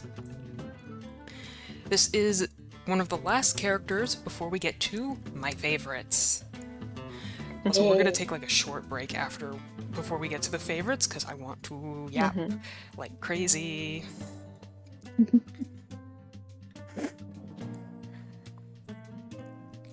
Let's see. Okay, so the thing is, it is a good design, but it is kind of B tier. It is distinct and yet a little bit reminiscent of Maddie's Season 1 style, while trying to make strides to be different. Artemis's character exists in Maddie's shadow. Maddie was the scholar, practically royalty in the end. Anything that Artemis did would always be compared to her big sister, no matter what. And it feels like this is her attempting to stand out from her sister. And yet, her place in the end will never be much compared to Maddie. It's like one of those small, unfortunate truths when Maddie is basically royalty. Her entire purpose is basically royalty.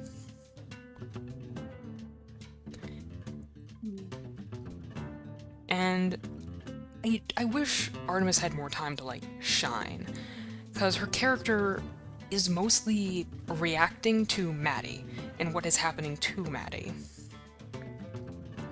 Rather than, like, a lot of independence. The most independent thing she does is save Linku from the End Council and plan to kill whoever took her sister away. But she gives up on that because, well, the anger is a little bit irrational. Like, I wish there was more time for her character to, like, talk with Cab, the other person who Maddie saw as a sister. Like, I think another missed opportunity is, like, Artemis hating Cab. I think it would have been interesting if Artemis hated Cab. Like, if we think about it for a minute, imagine if, when Artemis first sees Cab, she can immediately clock that, like, Cab's eye is just like Maddie's. And all she can see is Maddie's eye in Cab's face. Oh. Like, imagine how scary that could have been. How interesting that could have been as, like, contrasting characters. Cab trying to reach out to someone who knew Maddie before, and Artemis being mad because Cab got to see the last of Maddie. Got to know Maddie so much more. More of, like, Maddie's personality. Like, this character could have been such an interesting character in contrast. But we don't really get that chance to, like, see it all. That's unfortunate. Yeah. Even in the plot, she's overshadowed by her sister. Yep. Yeah. Like, from a design-wise, it's a nice design. It fits in the end. It's purple and black. And it's her own. Yeah. It kind of still mimics, like, both Manny, but also the other scholar. In, Linku. like, silhouette, and the fact that she's... Linku, yeah. And the fact that she's wearing a cape. Yeah. Or, like, a really long vest. Mm-hmm. I mean, that is what he was wearing. in the first season. Indeed. A sleeveless long vest.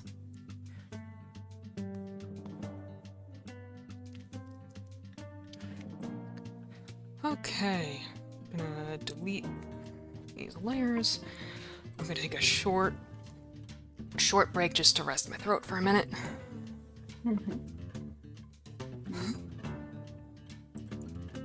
I hope everyone is enjoying the stream, by the way. I This has been very appreciate fun. I appreciate everyone being here. The stream is awesome.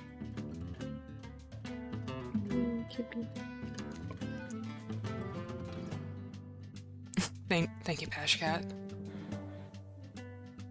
Probably gonna make get like salt broth or something to gargle a bit after this. Oh yeah. Brush your voice afterwards. Oh, I'm gonna. It's a little hard because I'm a yapper, but You're a yapper on a oops all yap stream. Of course you're struggling. But like yeah, it's just because I think I'm coming down with a little bit of sick. No. which is unfortunate.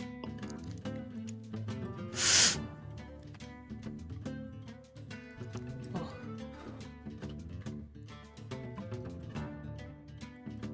Alright, I'm gonna mute my mic on the stream for a minute.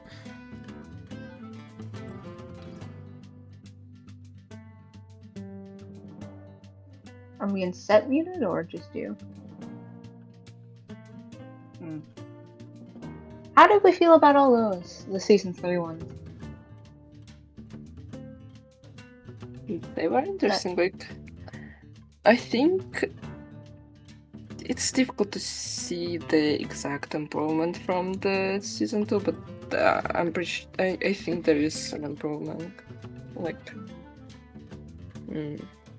it's difficult. Like to at least for this, words. at least for distinct characters, where it's like, okay, you are returning back to the story, versus we are more people. We get to explore this thing. This isn't the final season.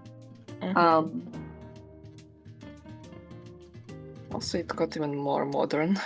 So it's like the first season was the most medieval, and then the second season, and then the third season happened. Like, yeah, with each season it was more and more modern, which is weird. But like at least there was a transition, I guess.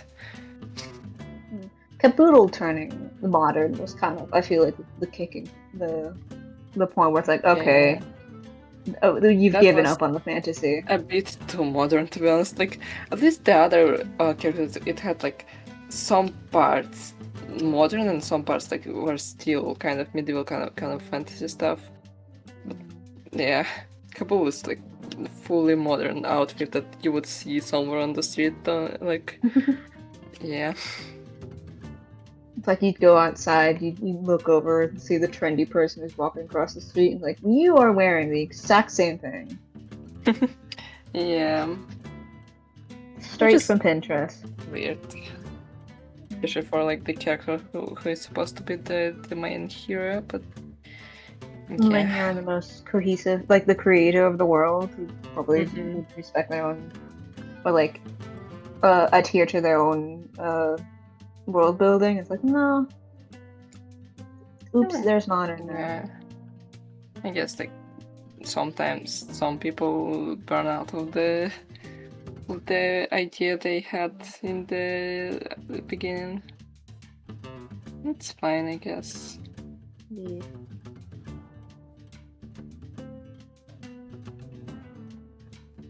Okay. Final stretch. Wait in a row. We got this. Let's go. I'll probably just stitch the VODs together when it's done. Yeah. Okay. We're gonna first start with...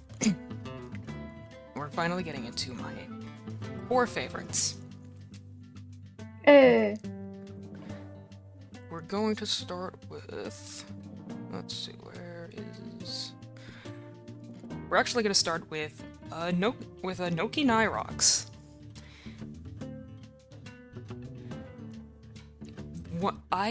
So some of the Nether characters are so cool. yes, Nyrox. I love Nyrox's KSMP design. It is like one of the S tiers that I adore from Season 3. It is an absolutely tragic life cut short too soon. A terrifying yet soft design for a character. Like, Nyrox's necrotic features show her exposed ribs, the bones of her tail are exposed, the mold of warped roots on her body, a blue fire sits in her exposed torso, feeling like some exposed weak point that's just the only thing keeping her warm. While overworlders, who are less human, are grounded in overworld animals, Nyrox is a fascinating look into the nether side of less human individuals. She stands as the least human in design, from the paws to the different way her legs bow, her overall structure, but she's still very Netherian. She's an amazing look at the sheer variety that exists in the nether. Her design is like, its palette is very mellow, using dark grays and just barely purple hues, and lacking any heavy armor. It reflects her role as an infiltrator, someone who gets in and out without being noticed. Her design also is one of my favorites because it raises questions to me about convergent evolution and shared ancestry in the KSMP world. Because she is the second deer fox, in contrast to Izzy. So, did these two share a common ancestor? Did these traits both evolve independently? In the far past, did Izzy have a Netherian ancestor? And the deer fox traits diluted over time in the end? This is the sort of thing that makes such super interesting world building, in the nether. Yeah. One of the things that we see before Nyrox and Sushi are revived by Pyro is that we can see the parts that are going to make up their new bodies. Nyrox's, her remains are in a pile of warped fungus and mold, and that is incorporated into her necrotic revived form. Her clothes is tattered, it's all these dark grays that blend in with the dark appearance of the nether. Her sides are also super cool. I like the little crown. It's interesting to see the way that different Netherians wear jewelry. Nyrox doesn't wear a lot of jewelry, because it's a lot of jangly bits that might get heard when you're sneaking around. And I think her design is so cool for that, because it is still Netherian, but she's someone who's from a part of the nether we don't get to see. It's one of those, this is the sheer variety of the nether. It is amazing, and it makes it all the more tragic that we have no idea just how broad this variation is because of the nether's collapse. Oh yeah. And that's the shit. It's that's why I think her character design is so S tier for this.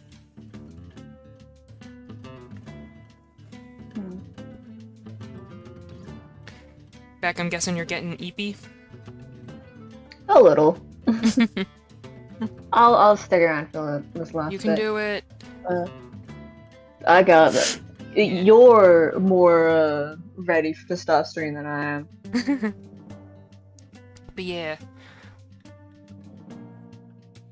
Now, the next S tier here is Katie, actually. Katie from Katie Go Brrr. No way. I really like, let's zoom in a little bit on Katie. Look at her. Look at her. She's so precious.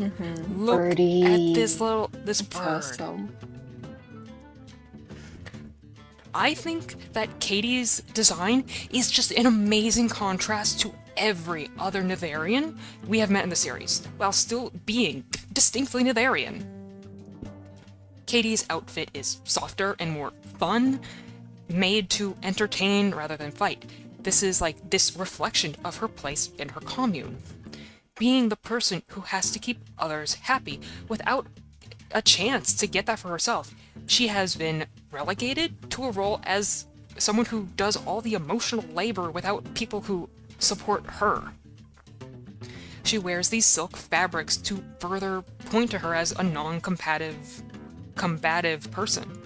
Material like silks and sheer fabrics are terrible in combat. It's decorative. It's for show and entertainment, like ballet for tutus and bride veils and potpourri sachets. And she has these big, gorgeous wings that are so well cared for. It gives a cool, awesome look at the culture around wings when they're actually an embraced factor. It shows there is warmth and embrace of community when it comes to wings. Especially with how little Katie has, it also kind of reflects that Katie has not felt the pressures of the Nether as much as other people. Like, she doesn't have a weapon, which is not common. Almost every Netherian has a weapon. But she does not. Like, she is not a fighter. Nothing about her is a fighter. She isn't a fighter at all. And it's really interesting to have someone from the Nether who isn't a fighter, in contrast to everyone from the End having, it being strange for Endarians to have a weapon if they're not, a scholar. And, I really like that about the design. Look at all, the little bits of gold that, dangle. She has little bells in her hair. She's got... Oh, the bells. look at all these little bells. There is gold woven into her hair. It's got, all this adorable, softness to it. There's a feather that is meant to be oh, this was a feather from her cousin Ray. And, there's bells all over her shoes and everything. And it makes her, such an interesting look in contrast to all the other Netherians who are just, trained from the start to be trained for combat. And, I love that about Katie's design. It's so cool. Is that not, the coolest shit? Being able to see, the sheer variety of all of this. Yeah. I like also the little gold, jewelry bits from the dress that are, shoulder things. Because that, I imagine that would actually constrict movement as well. Yeah, having little which gold, probably has to do with, her being basically taught to be pretty dancy from a young age.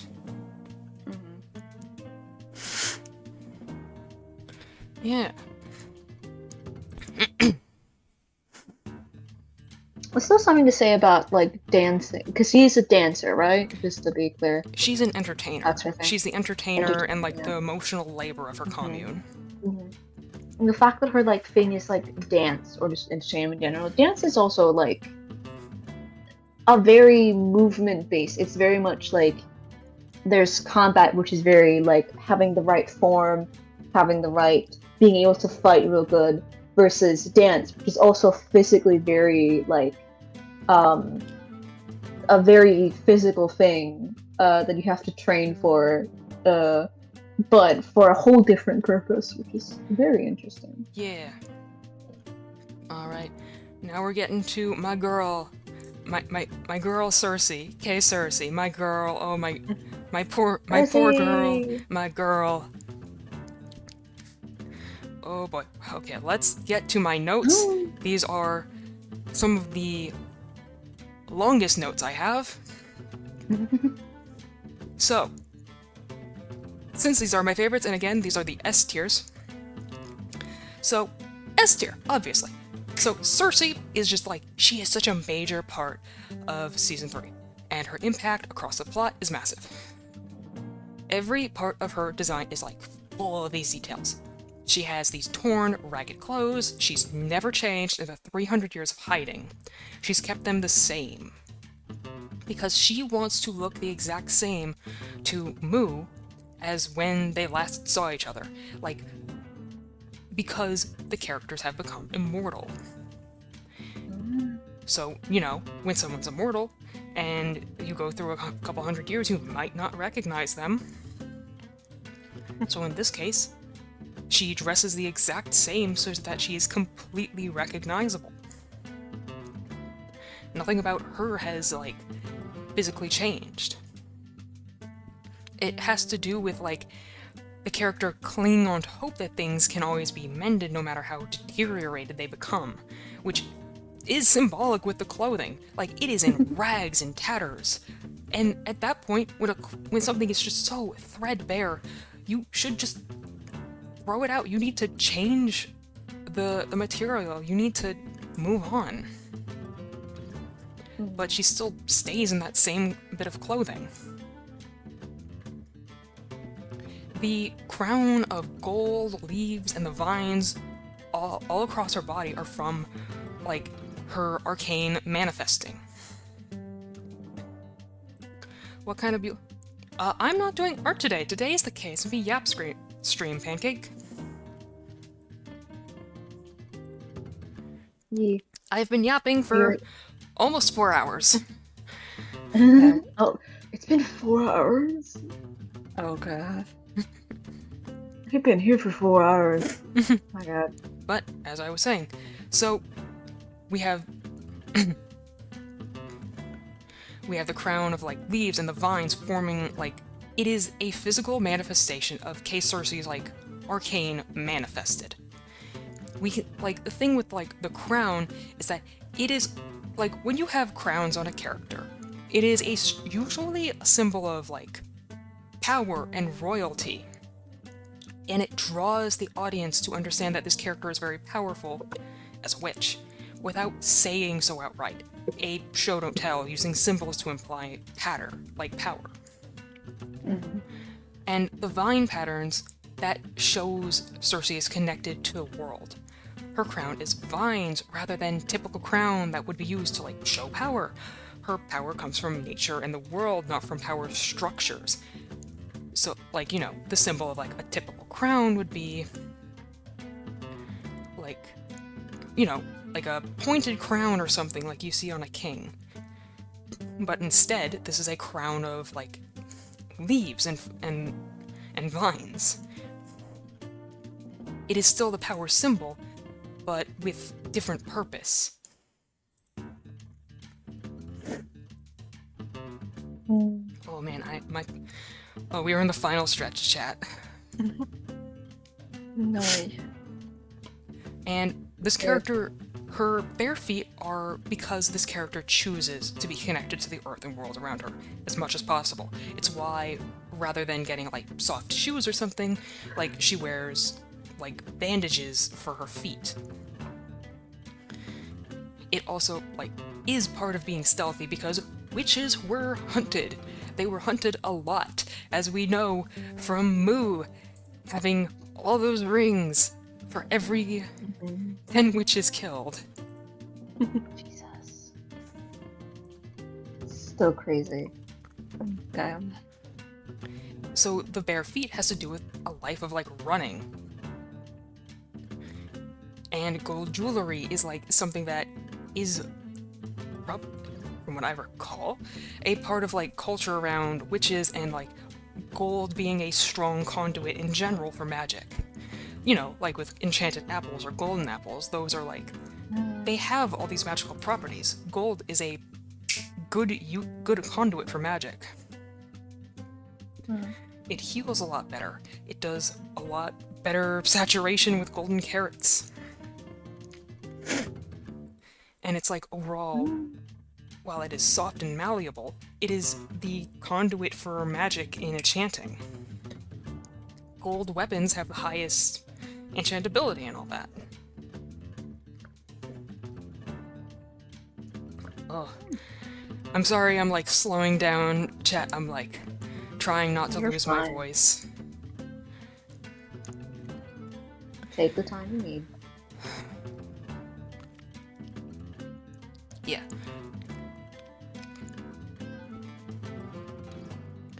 Yeah, okay. So, and this is another source from Cersei herself.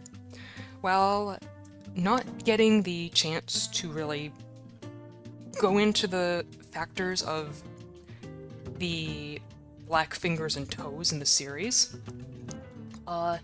the fingers and toes, that is a curse.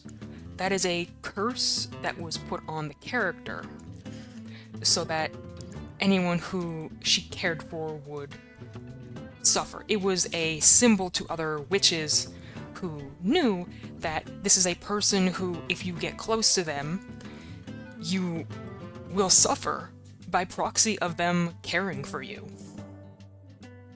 So don't get close, don't get attached. Don't come to care for this person. And one of the most tragic parts is that, if I'm remembering correctly, this was from, like, K. Cersei's mother figure. And I think Jesus. Oh boy. a curse for anyone who she cares for to suffer. And, you know, people avoid that. People avoid people who are cursed. So, like, not only is this, like, a very bad curse for a character who already had a lot of abandonment issues, a lot of struggles with, like, finding connection, because K. Cersei was super fucking powerful. K. Cersei is one of the most powerful witches in history. And, like, add all this together, like, K. Cersei is, like, just a really interesting character. Because she's so complicated. And her history does affect her today. And I wish we had gotten to see all of this, like, play out more, but what we did manage to get was so well done, despite, like, the time constraints. Despite the time constraints, the ending for Mu and Cersei was still really cool and really interesting. It was tragic, and it felt so sad to watch. But Cersei is finally freed of her curse in her finale, and Mu moves on, giving the rest of her life so Cersei can live. Like, for once, Mu isn't caring just about herself and her goals. She has been forced to change and move on from, like, her past beliefs. And Cersei gets to move forward with her life, finally, after 300 years, after so much time running. And, like, I really like that about that story. That is incredibly cool. Yeah. It is. Yeah.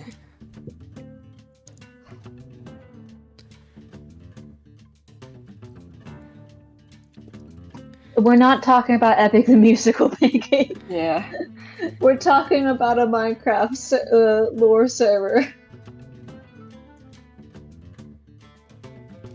But yeah. Like, look, these all are lines of like, magic just manifested on the character's skin. It's really cool as, like, a concept. Like, this character is so powerful that magic is just tattooed into her body. That is really cool. Yeah.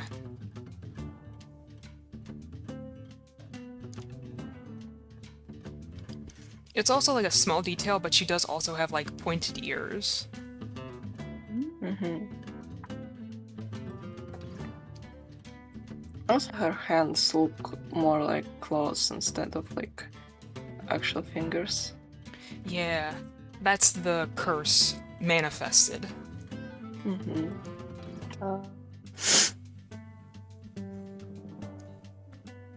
That is really cool. Alright. Alright. How many left? One last character. Last but certainly not One least. Last but certainly not least. Who could it be?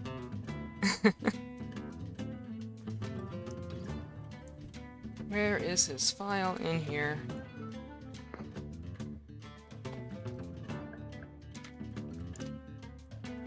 Ah, yes, among the K group.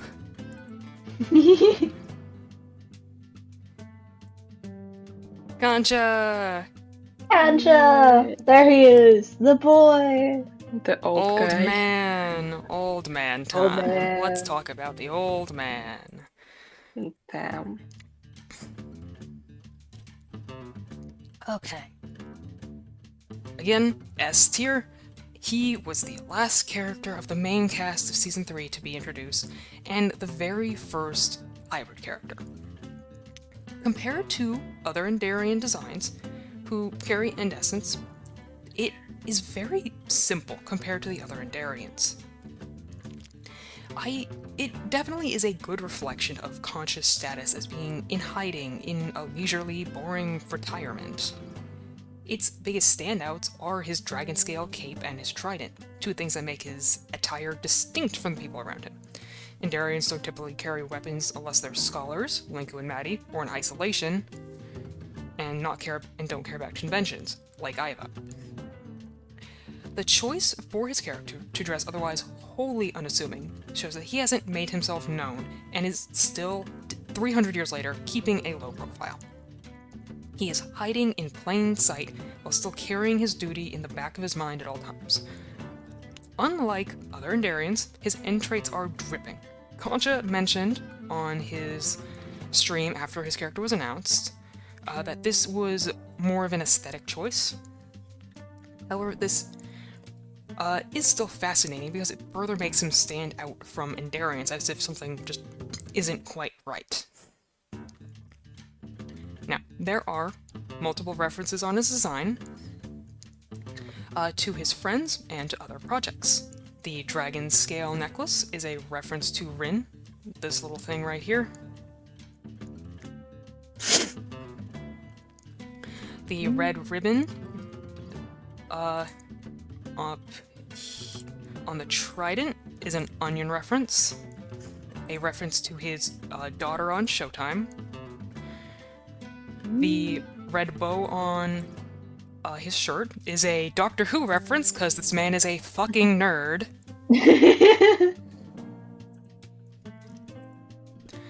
And on his ears, you can see a red and green earring, because before Gorb and Saturn were going to make an appearance, they were just two characters Concha knew. They were just a small LOI reference.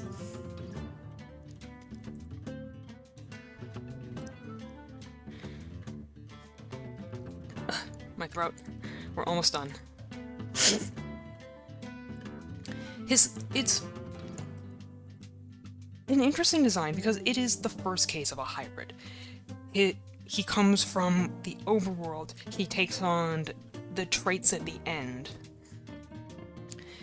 He comes to grow so used to the monotony of the end, this world that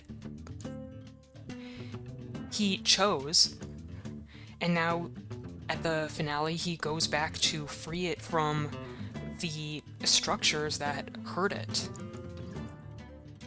Because the structures at the end eventually cause people around him to be hurt. They cause Linku to be tortured for 2 weeks by the council. It causes, like, all these problems that, because the end is just isolated. His character arc from a man who knows, or thinks he knows everything, to someone who's still trying to piece things together and struggling because he would rely on his god to ensure things went right. Now he's struggling with that. And I really like the way that the character goes from, wholly confident to, while still confident, trying to move on from, like, these old belief systems. And, like, I am a little biased because I do really like, I got so interested in the character of Concha during Season 3. I'm gonna yap a little bit, but, the art that I did got used for, one of the episodes, and I made the skins for, eventually, the KLOI, and it's like, that will always be, like, very precious to me. This character will always be very Girl. precious to me because of that. Yeah. And like, it's why I still like to talk about KSMP, because it's so interesting, it's cool, it's fascinating, it's just all this and more, and yeah. But yeah. I really like these designs, like, I like the design for Kekoncha, Cersei, the designs of Katie and Irox, all these, like, little things that they add to the world building. And I appreciate that a The lot. intentional bits. Yeah, it's so intentional. And I love that about it.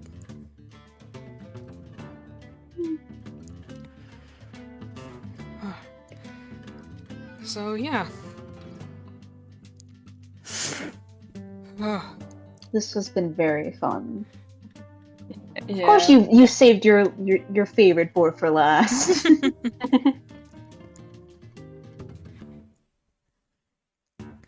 Cersei, my favorite girl. And Concha, the favorite boy.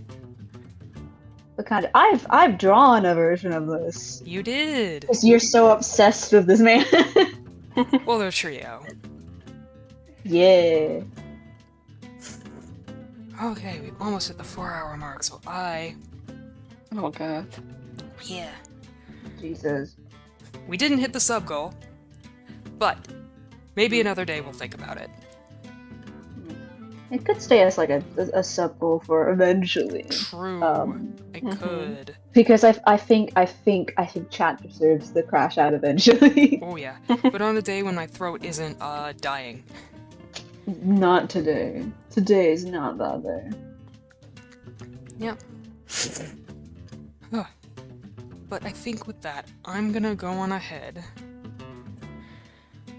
and wrap up my stream. Yeah. I'm gonna put it to the ending stream. Anything you two would like to say before I end the stream and raid out? This was has been a very very fun stream. Yeah. Yeah. Yeah, It's thank you, A lot of thank you cool everyone. characters. Thank you everyone who came to the stream and listened to my insane rambling for 4 hours. Crazy said it was 4 hours. 4 goddamn hours. Insane. Though, before I leave, I'm gonna quickly note, for the time being, the fic is unprivated. So if you would like to read my yapping about KLOI, the fic is over here. And you should read Hey. it. It's at 50,000 go. words. It's crazy. 17 chapters. And we're not even close to the next chunk. You are insane for You that. know this. We know this. We all know this back. We know this. But it must be said. But thank you everyone who came to the stream. I appreciate you all being here. Alright, who can I raid? I mean, there is. I could recommend one guy to rate. Is it Saturn? Yeah. Sure. You know what?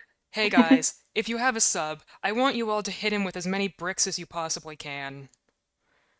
Alright? Yeah, go do it. Alright. Hit him with a brick. Go do it. You have Nick's endorsement for it. Hit him with bricks. But anyway, thank you all for coming. I hope you all had a good day. Thank you again for coming to the stream. I'll see you guys all next time. Have a good day. Bye-bye. Bye, chat.